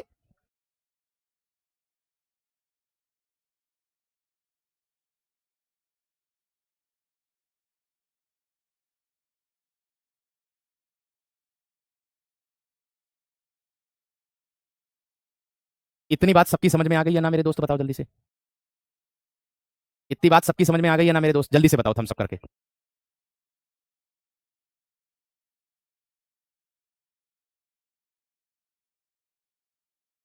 इतनी बात सबकी समझ में आ गई है ना मेरे दोस्त? मेडिकल हो गया फिट, उसकी टेंशन मत लो। वॉइस प्रॉब्लम नहीं है, कोई दिक्कत नहीं, माइक बंद किया था मैंने क्योंकि सेल डाउन हो गए थे, दूसरे सेल डाले। ठीक है, इतनी बात समझ में आ गई। चलो अब देखो, और यहां पर क्रिया का प्रभाव किस पर पड़ रहा है? कर्म पर। कर्म क्या है? चोर। क्या पकड़ा? चोर। क्या पकड़ा? चोर। बात खत्म। दूसरा उदाहरण देख लो, और देख लो उदाहरण मेरे दोस्त। जैसे मैं कह दूं आप लोगों से, क्या जैसे मैं कह दूं कृष्ण ने कंस को मारा। कंस को मारा। अब मेरे दोस्त एक बात बताओ, मारना तो हमारी क्रिया है, उस मारना क्रिया का प्रभाव किस पर पड़ रहा है? कर्म पर पड़ रहा है, क्योंकि कंस पहले क्या था? जीवित। और जब उसने उसको मारा तो वो क्या हो गया? मर गया। तो हो रही क्रिया का प्रभाव किस पर पड़ गया? कंस पर पड़ गया। हो रही क्रिया का प्रभाव मेरे दोस्त किस पर पड़ गया? कंस पर पड़ गया।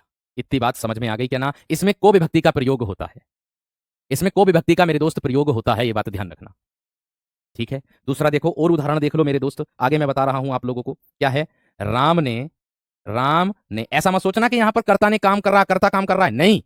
रमन ने चोर को पकड़ा। यहां पर क्रिया का प्रभाव जो महत्व देंगे हम, वो कर्म को देंगे। यहां पर क्रिया की महत्ता हम कर्म को देंगे, ना कि कर्ता को देंगे। ये बात ध्यान रख लेना।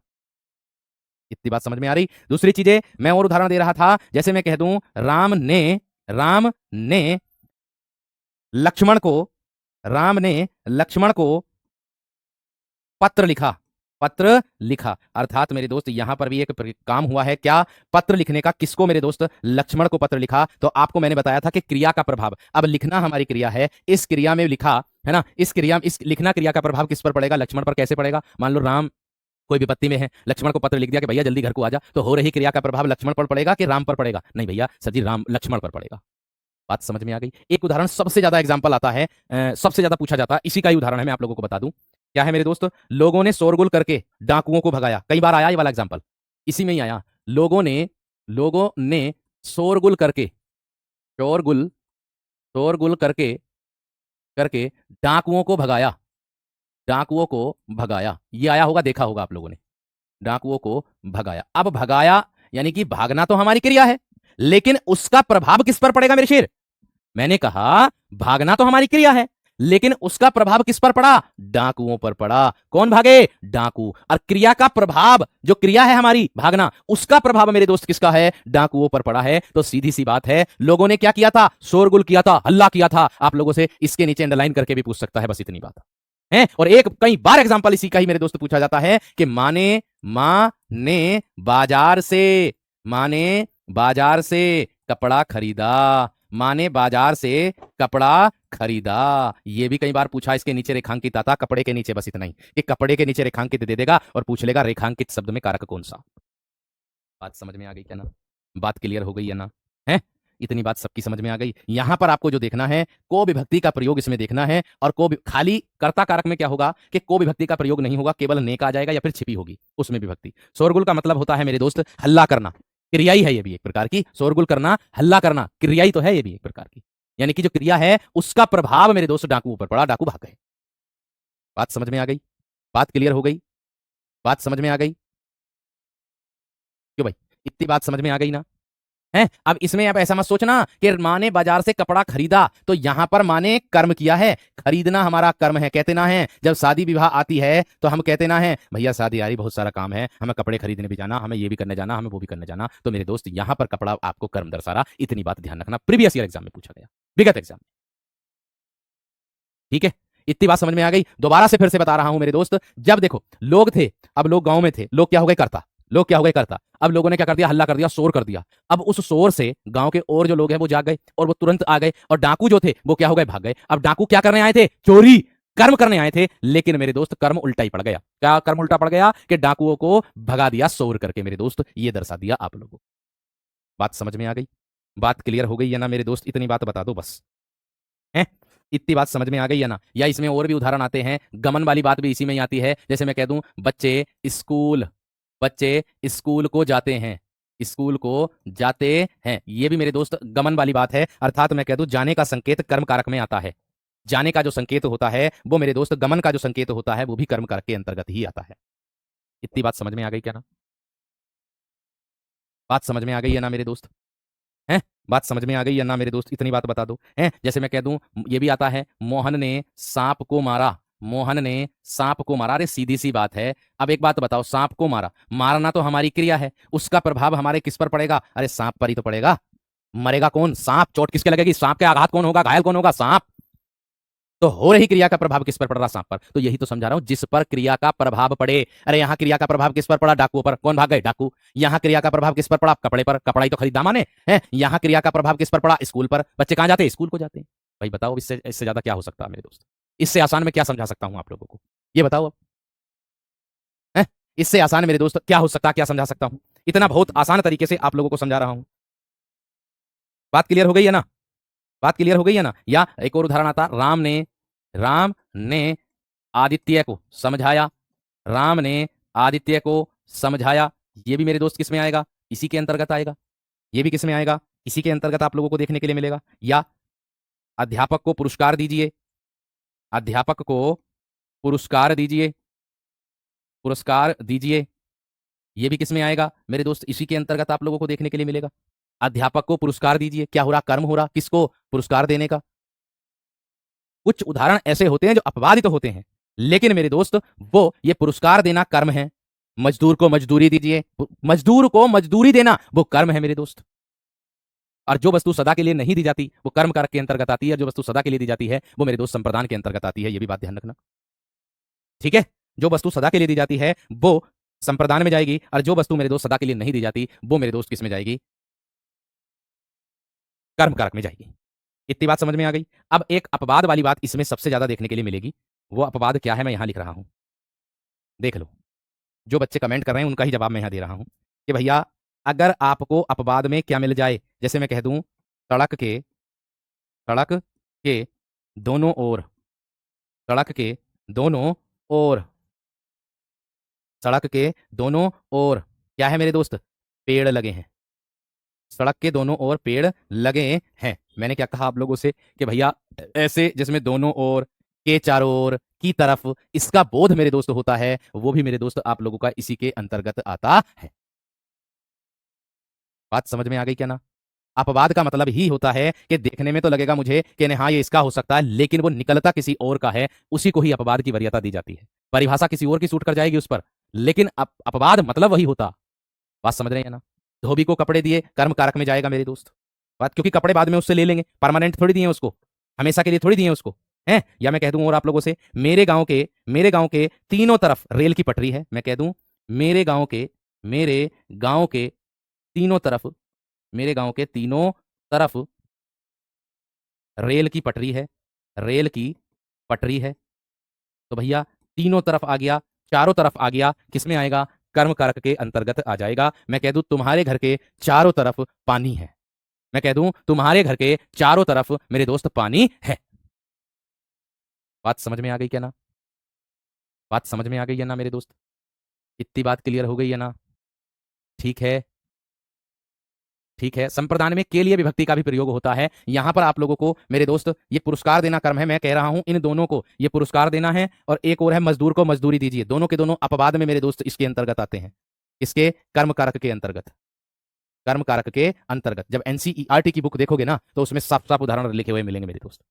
मैंने कहा मैं एनसीईआरटी को भी वरीयता सबसे ज्यादा देता हूं, ये बात ध्यान रख लेना। यहां को विभक्ति को लगा करके आप कर्म कारक की ओर बढ़ सकते हो। समझ में आ गई है ना? जैसे आप सोच रहे हो कि हाँ पुरस्कार दे दिया, तो पुरस्कार देना, भैया पुरस्कार वापस ना लिया जा सकता क्या? आज तुमने पुरस्कार के काम करे, कल को तुम ऐसा काम कर दो तुम्हारी वर्दी चली जाएगी। आज तुमने मेडल ले लिया पुलिस में, मान लो आज तुम्हें पुलिस में जो है मेडल मिल गया या आपको सम्मानित कर दिया गया, कल को ऐसा काम कर दो, कल को कैदी को किसी को भगा दो जेल से, तो वर्दी छिन जाएगी। भैया पुरस्कार की तो दूर की बात है। बात समझ में आ गई क्या ना? बात क्लियर हो गई है ना? समझ में आ गई है ना? ठीक है भैया, एक बार मुझे थम्स अप कर दो कि हाँ जी इतनी बात समझ में आ गई। भाई मैंने कहा मैं आपके लिए अपवाद भी ढूंढ करके ला रहा हूं। जो मैंने बताया ना अभी, मजदूर को मजदूरी दीजिए, ये रहा, ये भी लिख दो। मजदूर को मजदूरी दीजिए। मजदूरी दीजिए। ये अपवाद हैं दोनों, ध्यान रखना। अगर तुम काम करोगे तो तुम्हें काम का फल नहीं मिलेगा क्यों भाई? ये वही तो है। अगर तुम काम करोगे, कोई अध्यापक को पुरस्कार क्यों दिया गया? क्योंकि आपने कोई काम किया, क्योंकि आपने कोई कर्म किया, तभी तो पुरस्कार मिला। अच्छा कर्म करोगे जब तो अच्छा मिलेगा। यही तो बात मैं समझा रहा हूं दोस्त मेरे। ये अपवाद नाम की भी कोई चीज होती है, इसको भी ध्यान में रखना, ठीक है? क्योंकि आप जो सोचते हो, एक अध्यापक आपसे पहले वह सोच चुका होता है। ये बात ध्यान रख लेना मेरी बात का, ठीक है वीर? इतनी बात समझ में आ गई या ना? एक बार थम्स अप करके बताओ बस। इतनी बात समझ में आ गई या ना मेरे दोस्त? एक बार थम्स अप करके बताओ सभी विद्यार्थी। चलिए, बहुत बढ़िया। आगे बढ़ूं? आगे देखो इसके बाद क्या आएगा। इसके बाद मेरे दोस्त 3 नंबर पर आएगा करण कारक। 3 नंबर पर क्या आएगा दोस्त? आपका करण कारक आ जाएगा। आप कहोगे भैया जी करण का अर्थ क्या होता? दोस्त मैं बता दूं, करण का अर्थ होता है साधन। करण का अर्थ क्या होता है मेरे दोस्त? साधन होता है। ये बात ध्यान रख लेना, ठीक है? करण का अर्थ क्या होता है? साधन होता है, ठीक है? बात समझ में आ गई? अब देखो आगे बढ़ो मेरे दोस्त। अगला प्रश्न, मैंने कहा करण को बोलेंगे क्या? साधन का कार्य करेगा करण, ठीक है ना? अब अगर मैं परिभाषा कर दूं, संज्ञा या सर्वनाम के जिस रूप से, क्या बोलेंगे? इसकी परिभाषा लिख रहा हूं, संज्ञा या सर्वनाम के जिस रूप से, जिस रूप से, संज्ञा या सर्वनाम के जिस रूप से क्रिया का साधन सूचित होता है, क्रिया का साधन सूचित होता है, क्रिया का साधन सूचित होता है, उसे करण कारक कहते हैं। उसे करण कारक कहते हैं। उसे करण कारक कहते हैं। या फिर मेरे दोस्त मैं दूसरे तरीके से लिख सकता हूं इसको, परिभाषा को। क्या दूसरे तरीके से कैसे लिखोगे? जिसकी सहायता से, जिसकी सहायता से, जिसकी सहायता से कर्ता कुछ कार्य करता है, जिसकी सहायता से कर्ता कुछ कार्य करता है, कर्ता कुछ कार्य करता है, उसे करण कारक कहते हैं। उसे करण कारक कहते हैं। उसे क्या कहते हैं मेरे दोस्त? करण कारक, करण कारक कहते हैं, कहते हैं। इतनी बात सबकी समझ में आ गई होगी। मैंने कहा मेरे दोस्त, सिर्फ इतना ध्यान रखना आप लोगों को। क्या बोलेंगे मेरे दोस्त? संज्ञा या सर्वनाम के जिस रूप से क्रिया का साधन सूचित होता हो, उसे करण कारक कहते हैं। या मैं कह दूं मेरे दोस्त, या मैं कह दूं कि जिसकी सहायता से कर्ता कुछ कार्य करता है, या मैं कह दूं मेरे दोस्त कि जिसकी सहायता लेकर के कर्ता कुछ कार्य करता है, उसको मेरे दोस्त क्या कहते हैं हम? उसको मेरे दोस्त हम कर्ता कारक कहते हैं, करण कारक कहते हैं। इतनी बात सबकी समझ में आ गई या ना मेरे दोस्त? बताओ, इतनी बात सबकी समझ में आ गई या ना मेरे दोस्त? इतनी बात बता दो थम्स अप करके।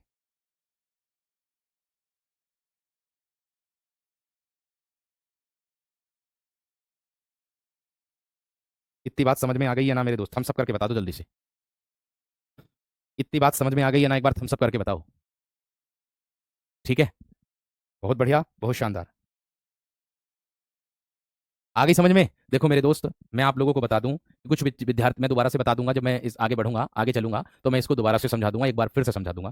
भाई देखो, ने विभक्ति का प्रयोग अभी करण में भी मिलेगा देखने के लिए, आगे चल करके और भी मिलेगा देखने के लिए, लेकिन आप परिभाषा की तरफ को नहीं जाते हो। आप केवल बस क्या देखते हो कि इसमें ने विभक्ति आ गई, इसमें क्यों हो गया ये वाला है, इसमें ये हो गया, इसमें क्यों हो गया ये वाला, बस केवल आप इसी की तरफ को जाते हो। लेकिन आप ये नहीं देखते हो कि हाँ, हमें परिभाषा भी कोई चीज होती। अरे भाई, जब कोई कारक दिया हुआ है, उसकी परिभाषा दी हुई है, तो उसके आधार पर प्रश्न को बनाओ ना। आप अपने विवेक से क्यों सोच रहे हो? उसकी परिभाषा के विवेक से सोचिए कि उसकी परिभाषा क्या कह रही है। परिभाषा से जिस दिन सोचने लग जाओगे, उस दिन प्रश्न गलत नहीं होगा बिल्कुल भी, किसी भी कीमत पे। मैं कह रहा हूं ये बात, बात समझ रहे हैं कि नहीं? हमेशा ध्यान रखना इस बात का, ठीक है? तो देखो आगे, अब ध्यान से देखो इस बात को। देखो, इतनी बात समझ में आ गई? इतनी बात क्लियर हो गई या ना? मुझे इतना बता दो बस। इतनी बात क्लियर हो गई या ना? मुझे बता दो इतना, बस थम्स अप करके बता दो जल्दी से कि हाँ जी, इतनी बात समझ में आ गई है। बताओ, फटाफट बताओ, इतनी बात समझ में आ गई या ना? ये बता दो बस मुझे। इतनी बात आ गई? एक बार थम्स अप कर दो सब।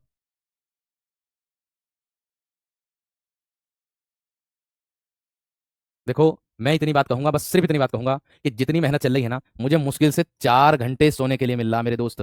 4 घंटे सोने के लिए मिल रहा मुझे, ये समझ लो।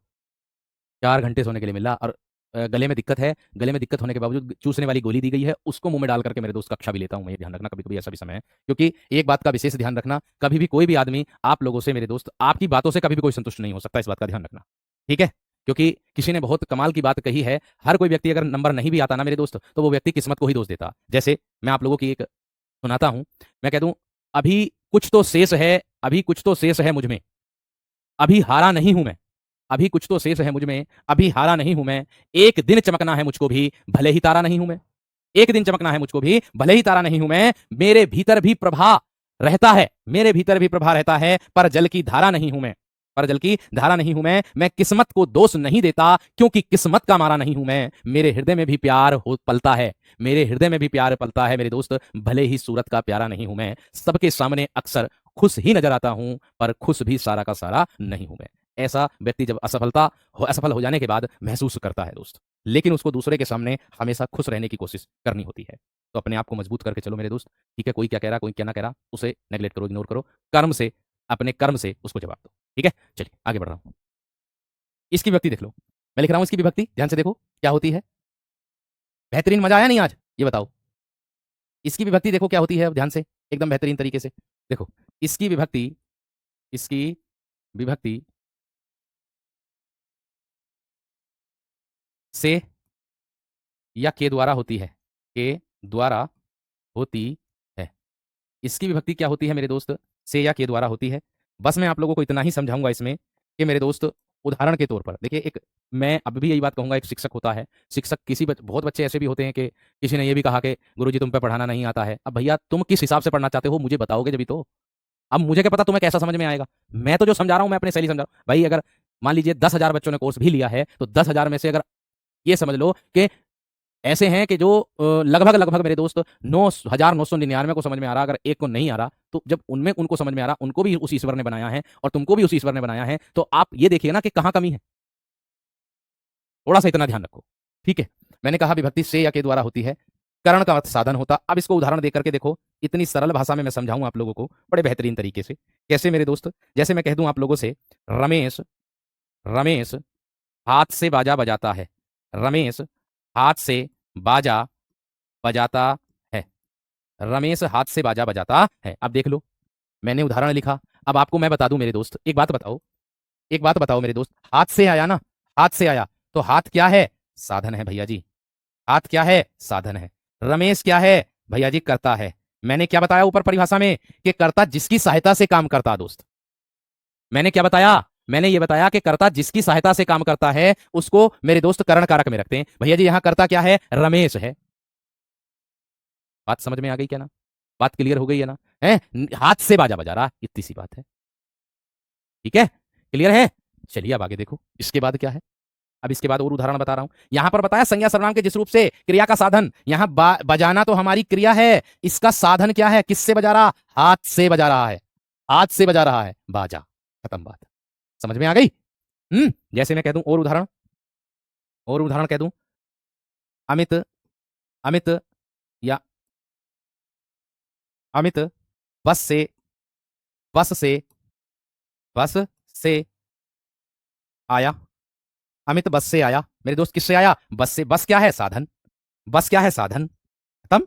और देख लो, अर्जुन ने, अर्जुन ने जयद्रथ को, अर्जुन ने जयद्रथ को बाण से मारा, बाण से मारा। अब आप इसमें भी कह देना कि भैया जी इसमें भी ने विभक्ति आ गई, इसमें भी को विभक्ति आ गई, इसमें से विभक्ति भी आ गई, लेकिन आप परिभाषा पर नहीं गौर करोगे। क्यों? क्योंकि उसने कहा कि क्रिया के जिस रूप से, क्रिया का साधन देखो ना। अरे क्रिया क्या है? मारना। इसका साधन क्या है? साधन बाण है। तो खत्म बात। सर जी मिल गया हमें प्रश्न का जवाब। अगर मैं कह दूं अर्जुन ने जयद्रथ को मारा तो कर्म, अगर मैं कह दूं अर्जुन ने खाना खाया तो कर्ता। भाई अगर मैं कह दूं ये क्या है? जयद्रथ को मारना, ये कर्म को दर्शा रहा है, लेकिन मेरे दोस्त ये अर्जुन क्या है? ये मेरे दोस्त करता है। अब आपको क्या परिभाषा बताई कि कर्ता जिसकी सहायता लेकर के काम करता है उसको करण कारक कहते हैं। ओ भैया इसमें कर्ता ने कौन सी किसकी सहायता ली? बाण की सहायता ली।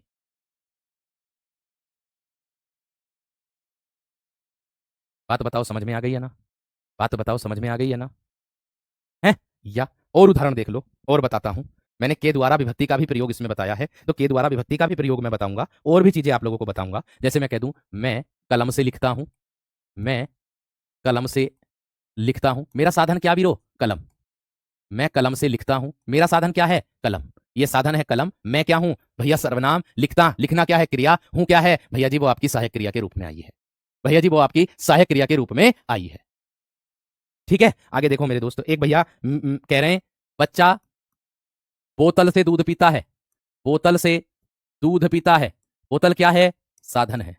बोतल क्या है? साधन। एक भैया कह रहे हैं कि सर जी स्पीड को बढ़ा लो। ओ भैया मेरे, ओ मेरे दोस्त, ओ मेरे वीर, मुझे हर एक विद्यार्थी को लेकर के चलना होता, हर एक विद्यार्थी को लेकर के चलना होता।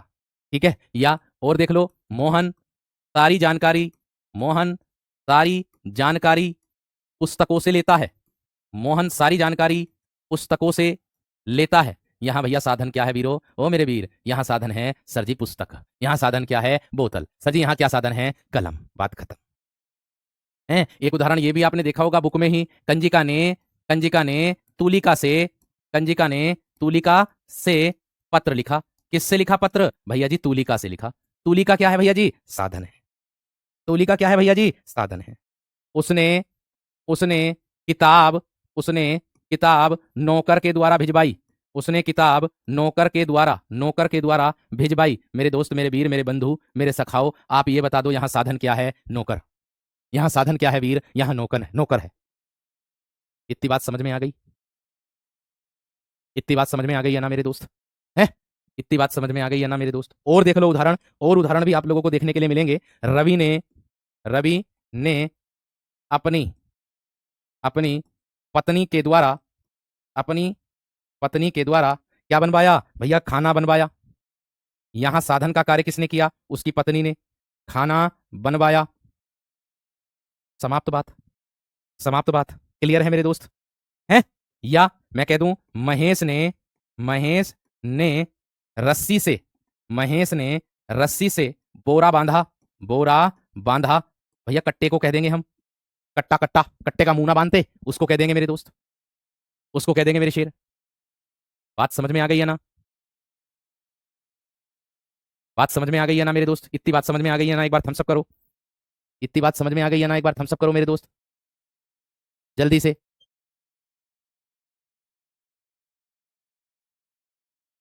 इतनी बात समझ में आ गई है ना? एक बार थम्स अप कर दो। अब देखो इसके कुछ अपवाद वाले जो आते हैं वो उनको देख लीजिएगा, जो अपवाद वाले आते हैं। एक आता है इसमें सज्जनों की संगति से बुद्धि सुधरती है। ये भी इसी में ही आता है मेरे दोस्त उदाहरण। सज्जनों की सज्जनों की संगति से। अब मैं एक बात आप लोगों के बीच में कहना चाहता हूं, और ये बात ये हैगी कि भैया अब मैं आप लोगों की कमेंट्स पर बिल्कुल कम ध्यान दूंगा, क्योंकि कमेंट्स पढ़ करके समय व्यर्थ होता है। और दूसरी बात, कुछ चीजें ऐसी होती हैं जिसको कमेंट को देख करके हृदय जो है, इतनी मेहनत करने के बाद भी, और अगर बच्चा कुछ और कहता है, कोई कहता है कि मैं नहीं पढ़ने का, कोई कहता भैया नहीं पढ़ना तो मत पढ़ो भाई, क्यों आए हो फिर कक्षा में। और कोई ऐसा कहता है कि 3 बार एक उदाहरण को मैं बता चुका हूं, 5वीं बार उसकी कमेंट वही कॉपी पेस्ट चल रही। भैया इसे एक बार और बता दो मेरे दोस्त, समय आपका ही व्यर्थ हो रहा है। उसको ध्यान में रखो, है ना? सज्जनों की संगति से बुद्धि सुधरती है। अब भैया सज्जनों में रहोगे तभी तो बुद्धि सुधरेगी। बुद्धि सुधरती है। सीधी सी बात है, जो मेरा पढ़ाने का तरीका है वो तो यही रहेगा, इसको तो बदला नहीं जाएगा, ये बात ध्यान रख लेना। ठीक है, क्योंकि मैं अब अगर मेरे से 100 बच्चे अगर मैं पढ़ा रहा हूं, 100 में से अगर मेरे से 98 बच्चों ने कह दिया कि हाँ भैया जी मेरी बिल्कुल बेहतरीन समझ में आ रहा है, तो 2 बच्चों के लिए प्यारे दोस्त, इन 98 बच्चों का भविष्य खराब करना तो बेकार, क्योंकि वे 2 बच्चे पढ़ने वाले नहीं है, क्योंकि वे अपने आप सीखना ही नहीं चाहते। उसको सारा ज्ञान तुरंत कक्षा में चाहिए, हाथों हाथी। अभी अपने आप प्रयास करने का कोशिश नहीं करते, और जो अपने आप प्रयास करने का कोशिश नहीं करते हैं वो असफल ही रहते हैं। ये बात ध्यान रखना, ये भी बात ध्यान रखना। इससे आसान क्या हो सकता भाई? दोनों चीजें मैंने पढ़ा दिया, मैं कलम से लिख रहा हूं, कलम मेरा साधन है, मैं क्या हूं? सर्वनाम। अपने आप में शुरू में परिभाषा बताई कि संज्ञा या सर्वनाम। और इसमें अपवाद वाले मैं आप लोगों को बता देता हूं उदाहरण देखने के बाद। ठीक है, अपवाद वाले उदाहरण मैंने कहा, मैं सिर्फ आप लोगों के अपवाद वाले यहीं पे लिख रहा हूं। ठीक है, इसी के अंतर्गत जैसे आपको बता दूं, अंग भंग वाले मेरे दोस्त इसी में ही आते हैं। अंग भंग वाले जो आते हैं वो इसी के अंतर्गत आप लोगों को देखने के लिए मिलेंगे। मैं कह दूं, मैं एक आंख से काना हूं। मैं एक आंख से काना हूं। एक आंख से काना हूं। मैं एक आंख से काना हूं, ये भी अंग भंग है। वह एक पैर से एक पैर से लंगड़ा है। वह एक पैर से लंगड़ा है। ये भी क्या है मेरे दोस्त? अपने आप में क्या है मेरे दोस्त? अंग भंग वाला उदाहरण है। अंग भंग वाला उदाहरण है। इतनी बात समझ में आ गई मेरे दोस्त? इतनी बात समझ में आ गई है ना? इतनी बात समझ में आ गई है ना? ठीक है, बहुत बढ़िया, बहुत शानदार। भाई देखो, ज्यादा कुछ नहीं, हम पढ़ते हैं आज संप्रदान कारक। अर्थात अगर मैं बात करूं, संप्रदान का जो अर्थ होता है मेरे दोस्त, वो होता है देना। संप्रदान का अर्थ क्या होता है? वो होता है मेरे दोस्त देना। मैं बोलूंगा इसकी परिभाषा क्या? इसकी परिभाषा बनेगी कि संज्ञा या सर्वनाम के जिस रूप से जिसके लिए कुछ किया जाए या जिसको कुछ दिया जाए। क्या बोलेंगे? संज्ञा या सर्वनाम के, संज्ञा या सर्वनाम के जिस रूप से, सर्वनाम के जिस रूप से, जिस रूप से क्या होगा? जिसके लिए कुछ किया जाए, जिसके लिए, जिसके लिए कुछ किया जाए, कुछ किया जाए, जिसके लिए कुछ किया जाए, या जिसको कुछ दिया जाए, या जिसको कुछ दिया जाए, दिया जाए, इसका बोध कराने वाले शब्द, इसका बोध, इसका बोध कराने वाले शब्द, कराने वाले शब्द क्या होते हैं मेरे दोस्त? संप्रदान कारक कहलाते हैं। क्या कहलाते हैं? संप्रदान कारक कहलाते हैं, या संप्रदान कारक के अंतर्गत आते हैं, कहलाते हैं। इतनी बात समझ में आ गई? और एक इसका मुख्य बिंदु आप लोगों को याद होना चाहिए, क्या? कि जो वस्तु सदा के लिए दी जाती है वो मेरे दोस्त इसी के अंतर्गत आता है। ठीक है? मैं अगर बात करूं कि जो वस्तु मेरे दोस्त सदा के लिए दी जाती है, इसमें लिख दे रहा हूं सदा के लिए दिया जाने वाला, सदा के लिए दी जाती है, सदा के लिए दी जाती है। यानी कि कोई भी वस्तु जो सदा के लिए दी जाए उसको मेरे दोस्त हम संप्रदान कारक के अंतर्गत रखते हैं। इसकी विभक्ति, इसकी विभक्ति, इसकी विभक्ति के लिए, के लिए या के वास्ते, के लिए या के वास्ते होती है, होती है। इतनी बात सभी की समझ में आ गई होगी। अब मैं इससे संबंधित आप लोगों को उदाहरण मेरे दोस्त देता हूं। ठीक है? अब मेरे दोस्त इससे संबंधित आप लोगों को क्या देता हूं? उदाहरण आप लोगों के देता हूं। देखिए, जैसे मैं कह दूं रोगी के वास्ते दवा लाओ। क्या है? रोगी के वास्ते, रोगी के वास्ते दवा लाओ। यहां पर मेरे दोस्त किसके लिए कार्य किया जा रहा है? यहां पर किसके लिए मेरे दोस्त कार्य किया जा रहा है? रोगी के वास्ते। किसके लिए किया जा रहा है? रोगी के वास्ते। बात समझ में आ गई क्या ना? बात समझ में आ गई? मैंने आप लोगों से इतना बताया है कि सिर्फ आप इतना विशेष तरीके से ध्यान रखिएगा। मैंने कहा रोगी के वास्ते दवा लाओ, बस इतना ही काफी है। किसके वास्ते? रोगी के वास्ते। या फिर मैं कह दूं जिसके लिए कुछ किया जाए या जिसको कुछ दिया जाए। जैसे मैं कह दूं उसने, जैसे मैं कह दूं और उदाहरण इसके, उसने लड़के को, उसने लड़के को मिठाई, उसने लड़के को मिठाई दी, उसने लड़के को मिठाई दी। तो यहां मेरे दोस्त ये मिठाई जो दी, ये किसके अंतर्गत आ रहा है? ये मेरे दोस्त संप्रदान कारक के अंतर्गत आ रहा है। बात समझ में आ गई? या मैं कह दूं सुनीता ने, सुनीता, सुनीता ने, मैं कह दूं मेरे दोस्त सुनीता ने अनुज के लिए, अनुज के लिए पूजा की। सुनीता ने अनुज के लिए पूजा की। किसके लिए पूजा की मेरे दोस्त? अनुज के लिए। किसके लिए पूजा की? अनुज के लिए पूजा की। मैं सिर्फ इतनी बात कह रहा हूं आप लोगों से, सभी विद्यार्थियों से, कि जिसके लिए कुछ किया जाए या जिसको कुछ दिया जाए, इसका बोध कराने वाले शब्द संप्रदान कारक के अंतर्गत आते हैं। या मैं जैसे कह दूं आप लोगों के लिए, मैं और उदाहरण दे दूं, पिताजी, पिताजी सोनू के लिए, पिताजी सोनू के लिए मोबाइल लाए, मोबाइल लाए। किसके लिए लाए? सोनू के लिए लाए। किसके लिए लाए मेरे दोस्त? सोनू के लिए लाए। बात समझ में आ गई? ठीक है? बात समझ में आ गई? बस इसमें आप लोगों को यह देखना है कि इसमें लेना और देने की बात होती है। संप्रदान यानी कि आदान या प्रदान। देना, संप्रदान का अर्थ ही होता है प्रदान करना। जैसे और उदाहरण देख लो, ये भी मेरे दोस्त आप लोगों की परीक्षा में पूछा गया उदाहरण है कि जैसे मैं कह दूं आप लोगों से कि पिताजी, या आपने एक उदाहरण ये भी देखा होगा, राम, राम के हित, राम के हित लक्ष्मण, राम के हित लक्ष्मण वन गए। राम के हित लक्ष्मण वन गए थे। पूरा कर दो चाहे। राम के हित लक्ष्मण वन गए थे, अर्थात राम के लिए गए थे। किसके लिए गए थे? राम के लिए गए थे। बात समझ में आई या ना? बात समझ में आई या ना? है? माता जी ने, माता जी ने, माता जी ने घर में, या माता जी ने मंदिर का, माता जी ने मंदिर का प्रसाद, मंदिर का प्रसाद दिया। माता जी ने मंदिर का प्रसाद दिया। अब प्रसाद लेकर के कोई दोबारा वापसी थोड़ी ले लेगा उससे। ये भी बात समझ रहे हैं? या मैं कह दूं मेरे दोस्त आप लोगों से कि पिताजी को नमस्कार, मैं कह दूं पिताजी को नमस्कार है, पिताजी को नमस्कार है। मेरे दोस्त अगर आप पिताजी को नमस्ते करोगे, क्या अपने पिताजी से नमस्ते वापस ले लोगे? नहीं, वो आपको क्या देंगे? आशीर्वाद तुरंत। नमस्ते बेटा, हमेशा खुश रहो और तरक्की करो। बात समझ में आ गई? बात समझ में आ गई? बात क्लियर है? एक इसी में आता है, भूखे को भोजन दो, कई बार पूछा गया। भूखे को भोजन दो, कई बार पूछा गया मेरे दोस्त, इसी का उदाहरण है, इसी का ही उदाहरण है कि भूखे को भोजन दो। बात समझ में आ गई? बात क्लियर हो गई है ना? इतनी बात सभी की समझ में आ गई है ना मेरे दोस्त? एक उदाहरण सबसे ज्यादा फेमस होता है इसका, जिसमें विभक्ति छिपी होती है। क्या ईश्वर ने सुनने को कान दिए हैं, कान दिए हैं। ईश्वर ने सुनने को कान दिए हैं। लो मेरे दोस्त, आप कह सकते हो। अब इस उदाहरण में आप कहोगे, है ना, या मैं कह दूं ईश्वर ने सुनने को दो कान दिए हैं, ऐसा भी लिख सकता हूं।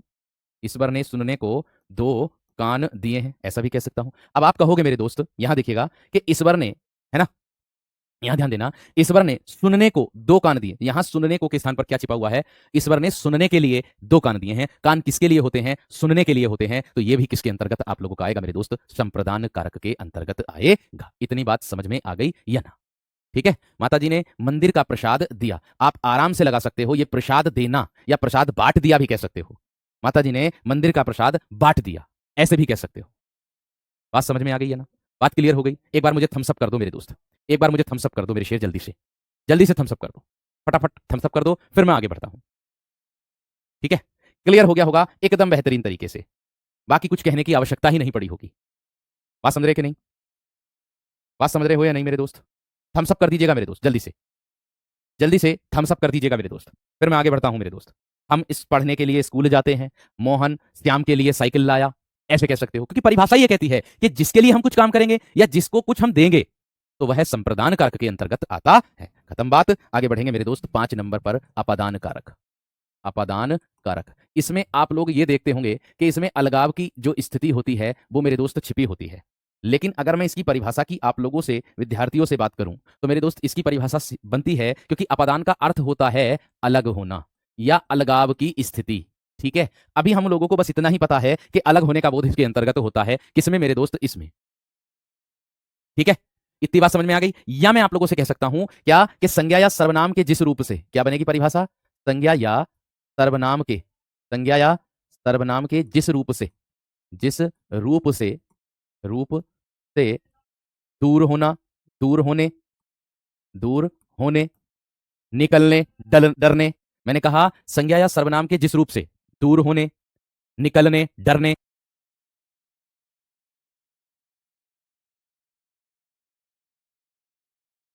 निकलने, डरने, या फिर मेरे दोस्त तुलना करने, तुलना करने, तुलना करने, है ना, डरने, तुलना करने, तथा रक्षा करने का बोध होता है, रक्षा करने का बोध, रक्षा करने का बोध होता है। ठीक है, अब मैं ऐसे कह सकता हूं आप लोगों से मेरे दोस्त कि जैसे कि संज्ञा या सर्वनाम के जिस रूप से दूर होने का बोध हो, अलग होने का, निकलने का बोध हो, डरने का बोध हो, तुलना करने का बोध हो, या फिर मेरे दोस्त रक्षा करने का बोध हो, या फिर मेरे दोस्त किसका बोध हो? रक्षा करने का बोध हो, उसको मेरे दोस्त हम क्या कहेंगे? अपादान कारक के अंतर्गत, उसे अपादान कारक कहते हैं, उसे अपादान कारक कहते हैं। ठीक है भैया, इसमें अलगाव की स्थिति होती है, या इसकी विभक्ति, इसकी विभक्ति, बार बार एक ही चीज को कॉपी पेस्ट करोगे तो गलती करोगे, ध्यान रखना। इसकी विभक्ति से अलग होती है, मैं कह रहा हूं अलग होती है। अब कुछ लोग तो ऐसे कह रहे हैं कि ये वाला उदाहरण गलत है, ये वाला उदाहरण गलत है। तो भैया अपनी तरफ से ना लाया हूं मैं, ये बुक से लाया हूं। बुक को गलत बता रहे हो तुम, वो भी एनसीईआरटी। मेरे दोस्त इतना डीप पढ़ने के बाद भी अगर आपको परिभाषा से इसका अर्थ समझ में नहीं आ रहा, तो मैं समझूंगा आप कहीं ना कहीं कमी कर रहे होंगे। ठीक है, क्योंकि उसका जो अर्थ होता है, किसका? संप्रदान का अर्थ लेना और देना होता। जैसे मैंने बताया अभी, माता जी ने मंदिर का प्रसाद दिया, अब भैया दे दिया। या ऐसे भी कह सकते हो उस वाले वाक्य को, माता जी घर के लिए प्रसाद लाई, ऐसे कह सकते हो लो, इसको ऐसे बना दो, मंदिर का प्रसाद दिया, इसको मिटा दो, इसके स्थान पर आप, ये भी सही है, सही ये भी है। ठीक है, ऐसे भी कर सकते हो, ऐसा ना कि ऐसा ही ना था। माता जी घर के लिए प्रसाद लाई, माता जी घर के लिए प्रसाद लाई, प्रसाद लाई, वो भी दिया। वो भी मेरे दोस्त लेना देना किसमें आता, इसी के अंतर्गत आता, क्योंकि प्रसाद एक बार देकर के दोबारा प्रसाद लाई, प्रसाद एक बार दोबारा लाने के बाद मेरे दोस्त, मतलब देने के बाद दोबारा वापसी नहीं लिया जाता, ये बात ध्यान रखना। ठीक है, बाकी अब मुझे समझ आ गई है कि कौन पढ़ने आता है और कौन केवल और केवल बस टाइम पास करने आता है। तो टाइम पास वाले अगर कक्षा ना ही पढ़ें तो ज़्यादा बेहतर है मेरे दोस्त, क्योंकि उनको उस पैसे का मोल नहीं पता जिनसे कोर्स खरीदे हैं, तो फिर बेकार है। ठीक है, चलो अब देखो यहां पर ध्यान से, आगे देखो, अगला प्रश्न देखो क्या कह रहा है। ध्यान से देखते चलना एकदम बेहतरीन तरीके से। ठीक है, दोनों तरीके से लिख सकते हो, वो भी सही था ये भी सही था। ठीक है, मैंने बस उसमें विभक्ति का प्रयोग कर दिया, इतना ही है, बाकी और कुछ नहीं है। ठीक है, चलिए आगे देखो। मैंने कहा मेरे दोस्त संज्ञा और सर्वनाम के जिस रूप से दूर होने का, निकलने का, डरने का, जैसे मैं फॉर एग्जाम्पल मेरे दोस्त आप लोगों को उदाहरण देकर के कह दूं कि संगीता, ये आपका विगत एग्जाम परीक्षा का उदाहरण है। संगीता घोड़े से गिर गई, संगीता घोड़े से गिर गई। ओ भैया, घोड़े से क्या हो गई, अलग, घोड़े से क्या हो गई मेरे दोस्त, अलग हो गई। बात क्लियर है, बात क्लियर है मेरे दोस्त। आगे देखो अगला प्रश्न क्या होगा। दूर होने का देख लो, मैं कानपुर से आया हूं, निकलने का हो गया, मैं कानपुर से आया हूं, यानी कि एक स्थान को छोड़ करके दूसरे स्थान पर आ गया, एक स्थान को छोड़ करके दूसरे स्थान पर आ गया। या मैं कह दूं पेड़ से पत्ता गिरता है, पेड़ से पत्ता गिरता है, गिरता है। इतनी बात समझ में आ गई। और देख लो उदाहरण मेरे दोस्त, है ना, जैसे मैं कह दूं रामू रामू कुत्ते से डरता है, रामू कुत्ते से डरता है, यहां पर डरने का बोध हो गया मेरे दोस्त। या बच्चा सांप से डरता है ना। बादलों से ओले गिरे, और देख लो उदाहरण इसी के, क्या है, बादलों से ओले गिरे, बादलों से ओले गिरे, बादलों से क्या गिरे मेरे दोस्त, ओले गिरे। या मैं कह दूं मेरे मेरे निमित्त ही, मेरे निमित्त ही, मेरे निमित्त ही ईश्वर की कोई कृपा नहीं, मेरे निमित्त ही, नहीं ये नहीं होने का, ये इसमें नहीं आएगा। अपादान में जैसे मैं कह दूं, हाँ रक्षा करने का बोध आएगा कि आपने आपने मुझे मुझे डूबने से बचाया, डूबने से बचाया, आपने मुझे डूबने से बचाया। तुलना करने का बोध आ जाएगा, राम सीता से सुंदर है, राम सीता से सुंदर है, राम की तुलना किससे हो गई, सीता से हो गई मेरे दोस्त। ठीक है, बात समझ में आ गई, बात क्लियर हो गई है ना, है। बात, गंगा हिमालय से निकलती है, क्या होगा, गंगा हिमालय से निकलती है, हिमालय से निकलती है, गंगा हिमालय से निकलती है। बात समझ में आ गई क्या ना। या सांप बिल से बाहर निकला, ऐसे कह सकते हो, सांप बिल से बाहर निकला, ऐसे भी कह सकते हो मेरे दोस्त। चूहा बिल से बाहर निकला, ऐसे भी कह सकते हो मेरे दोस्त। ठीक है, बात समझ में आ गई मेरे दोस्त या ना। एक दूसरे की तुलना भी आ जाएगा, एक दूसरे की तुलना भी इसी के अंतर्गत आ जाएगा मेरे दोस्त, ये बात ध्यान आप लोगों को ही रखना है। ठीक है, चलो आगे देखो और उदाहरण देख लो। या गौरव सोहन से छोटा है, वो भी इसी में आ जाएगा। मैं मुंबई से आया हूं, वो भी इसमें ही आ जाएगा। आगे देखो, इसके बाद आता है 6 नंबर पर मेरे दोस्त, जिसको हम कहते हैं संबंध कारक। कौन सा, आज इसको सही पूरा कर लेंगे हम, संबंध कारक। अब इसकी विभक्ति क्या होती है और इसकी परिभाषा क्या होती है वो देख लो। देखो, इसकी परिभाषा बनेगी आप लोगों की कि संज्ञा या सर्वनाम के जिस रूप से, या मैं कह दूं एक वस्तु का संबंध दूसरी वस्तु से जाना जाए। क्या है, संज्ञा या सर्वनाम के जिस रूप से, जिस रूप से एक वस्तु का संबंध, एक वस्तु का संबंध दूसरी वस्तु से जाना जाए। क्या होगा, दूसरी वस्तु से, दूसरी वस्तु से जाना जाए, जाना जाए,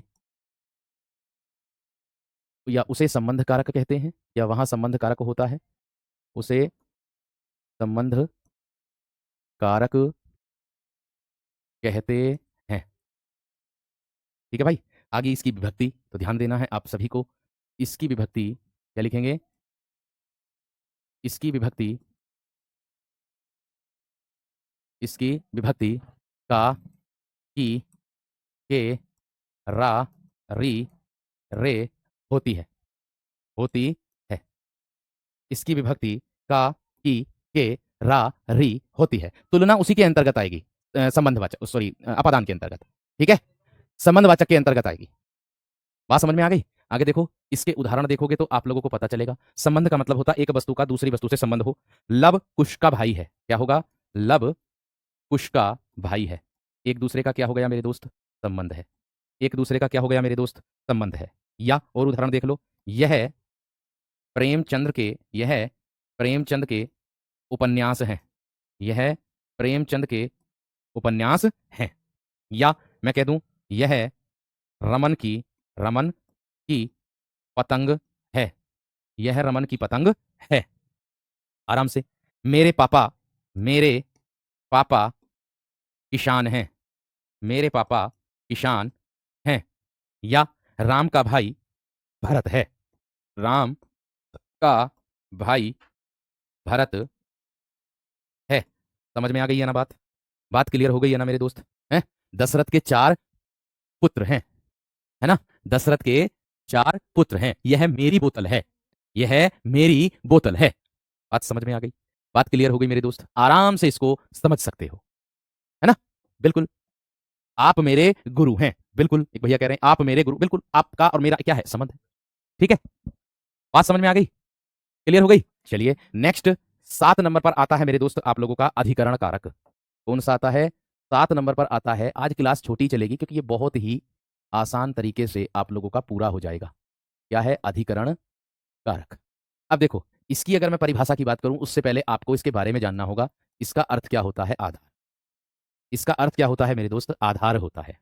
ठीक है, इतनी बात। अब इसका अर्थ होता है आधार। अब इसके हिसाब से आपको प्रश्न बनाने कैसे? ठीक है, जैसे मैं कह दूं आप लोगों से कि संज्ञा या सर्वनाम के जिस रूप से, क्या है?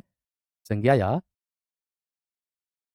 सर्वनाम के जिस रूप से, जिस रूप से क्रिया का, क्रिया का आधार सूचित होता है, क्रिया का आधार, क्रिया का आधार सूचित होता है, सूचित होता है, उसे अधिकरण कारक कहते हैं। उसे अधिकरण कारक कहते हैं। ठीक है, अब देखो किस प्रकार से इसकी विभक्ति क्या होगी, है ना? इसकी विभक्ति क्या होगी? ठीक है, उदाहरण देखिएगा।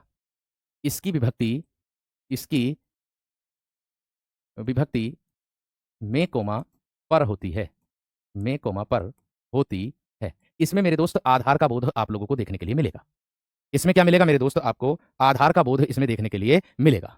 ठीक है, बात समझ में आ रही? अब देखो यहां पर ध्यान से एकदम इधर देखो। ठीक है, उदाहरण के तौर पर आप लोग ध्यान से देखोगे कैसे। उदाहरण देखिए, जैसे मैं कह दूं आप लोगों से कि पानी में, पानी में मछलियां हैं। पानी में मछलियां हैं। भैया मछली का आधार क्या है? पानी। मैंने क्या कहा मेरे दोस्त? मछलियों का आधार क्या है वीरो? पानी है। या मैं कह दूं मैं 3 मिनट में, मैं 3 मिनट में आ रहा हूं, आ रहा हूं। तो ये मेरे दोस्त क्या है? 3 मिनट आधार है आपकी। आप किसी अपने दोस्त के घर गए और दोस्त के घर जाकर के नीचे, और दोस्त रहता आपका ऊपर 2 मंजिले पर, आपने आवाज मारी चिंटू, तो ऊपर से आवाज आई बस 2 मिनट रुक। तो वो 2 मिनट आपको क्या मिला? एक आधार। तो यही बात मैं आप लोगों को कह रहा हूं, है ना? चिड़िया, चिड़िया डाल पर, चिड़िया डाल पर बैठी है, डाल पर बैठी है। आपका आधार क्या है मेरे दोस्त? डाल। चिड़िया का आधार क्या है? डाल, है ना? सड़क पर, सड़क पर गाड़ी खड़ी है, गाड़ी खड़ी है। सड़क का आधार क्या, वो गाड़ी का आधार क्या है मेरे दोस्त? सड़क। या मैं कह दूं और, मोहन, मोहन छात्रावास में रह रहा है। मोहन छात्रावास में रह रहा है, रह रहा है। कहाँ रह रहा है? छात्रावास में। कहाँ रह रहा है? छात्रावास में। या मैं कह दूं लड़के, लड़के दरवाजे, दरवाजे, लड़के दरवाजे, दरवाजे घूम रहे हैं, घूम रहे हैं। यानी कि मेरे दोस्त लड़के कैसे घूम रहे हैं? दरवाजे दरवाजे घूम रहे हैं। लड़के कैसे घूम रहे हैं मेरे दोस्त? दरवाजे दरवाजे घूम रहे हैं। बात समझ में आ गई इतनी? है? या मैं कह दूं पुस्तक मेज पर रखी है ना? और एक प्रश्न ये भी आता है, कौन सा? गाड़ी, गाड़ी 10 बजे, 10 बजे छूटती है। ऐसा मत सोच लेना कि ये छूटना अलग को दर्शा रहा है तो इसमें अपादान लगा दो ना मेरे शेरों, ध्यान रखना इस बात का। मैंने क्या कहा आप लोगों से कि मेरे में रे विभक्ति आई है भाई, पापा का और किसान का दोनों का आपस में संबंध नहीं है क्या है? अब मैंने कहा कि गाड़ी 10 बजे छूटती है, ये 10 बजे मेरे दोस्त आधार है और छूटना यहां क्रिया है और क्रिया का आधार है 10 बजे, ये बात का ध्यान रखना। बात समझ में आ गई क्या ना? बात क्लियर हो गई है ना मेरे दोस्त? बात क्लियर हो गई है ना? एक बार मुझे थम्स अप करके बता दीजिएगा, या मैं कह दूं परीक्षा, परीक्षा अप्रैल में होगी, परीक्षा अप्रैल में होगी, परीक्षा अप्रैल में होगी। या मैं कह दूं आप लोगों से एक और उदाहरण दे दूं कि वह ये आप लोगों का विगत एग्जाम में पूछा गया, वह अगले साल आएगा, यूपी ट्रिपल एससी में पूछा ये, वह अगले साल आएगा मेरे दोस्त, ये वाला प्रश्न पूछा था। तो अगले साल क्या है? आधार है वीर। अगला साल क्या है वीर? आधार है मेरे दोस्त। है वह दिन में आएगा, वह दिन में आएगा, वह दिन में आएगा। कब आएगा? दिन में आएगा। बात बताओ समझ में आई या ना मेरे दोस्त? महाभारत का युद्ध कुरुक्षेत्र में हुआ था, ऐसे भी लिख सकते हो मेरे दोस्त। ठीक है, मेज पर किताब रखी है, मेज पर किताब रखी है, आप कुर्सी पर बैठे हो, आप कुर्सी पर बैठे हो। या मैं कह दूं मेरे दोस्त आप लाइब्रेरी में पढ़ रहे हो, आप लाइब्रेरी में पढ़ाई कर रहे हो, ऐसे भी कह सकता हूं मेरे दोस्त। ठीक है, ये 10 बजे छूटना वीरो, आप यहां पर ध्यान देना मेरी बात पर, ये छूटना आप लोगों की क्रिया है और यहां क्रिया का जो आधार है वो 10 बजे है। क्या है? आधार। आपसे पूछा जाए कि भैया गाड़ी यहां से कितने बजे जाती है ना? आप कभी गए हो कहां? अगर गए हो रोडवेज पर, तो रोडवेज पर जाकर के मेरे दोस्त आप क्या कहोगे? यार ये वाली बस कितने बजे जाती है? वो बताएंगे 10 बजे जाती है जी यहां से। तो 10 बजे वो आपको एक आधार दे देंगे। जाना हमारी क्रिया है, उसका एक आधार 10 बजे, ये होती है बात। समझ में आ गई बात? उम्मीद है आप सभी को मेरे दोस्त बेहतरीन तरीके से समझ में आ रहा होगा, एकदम सारी बातें क्लियर भी हो रही होंगी, एकदम जबरदस्त तरीके से। ऐसी मैं उम्मीद आप लोगों से रखता हूं। ठीक है, चारपाई पर दादाजी बैठे हैं, ऐसे भी कर सकते हो। फ्रिज में आम रखा हुआ है ना, सिंह बन में रहता है, ऐसे कर सकते हो। और लास्ट आता है मेरे दोस्त 8 नंबर पर, जिसको मैं कहता हूं आप लोगों का संबोधन कारक। क्या कहता हूं? संबोधन मेरे दोस्त कारक। अब देखो इसकी क्या परिभाषा आप लोगों की होगी संबोधन कारक की। बात समझ में आ गई क्या ना? बात क्लियर हो गई है ना? यहां ध्यान से देखो, देखो इतना मैं विश्वास के साथ कहता हूं जितना आप लोगों को करा दिया ना, और अगर ये परीक्षा में आएगा ही उदाहरण, क्योंकि मैं आपके विगत एग्जाम के लेता हूं, कोई सा भी विभाग हो सबके उठा करके लाता हूं, बस इतना ध्यान रखना प्रश्न गलत नहीं होगा, इतना मेरा वादा है। ठीक है भाई, चलिए अब देखो कैसे। इसके बाद क्या होगा? बस परिभाषा को जोड़ देना, मेन मुद्दा परिभाषा है। संज्ञा के जिस रूप से किसी को पुकारा जाए या चेतावनी दी जाए, है ना, संज्ञा के जिस रूप से, क्योंकि इसमें क्रिया से संबंध नहीं होता संबोधन में, ये बात ध्यान रखना।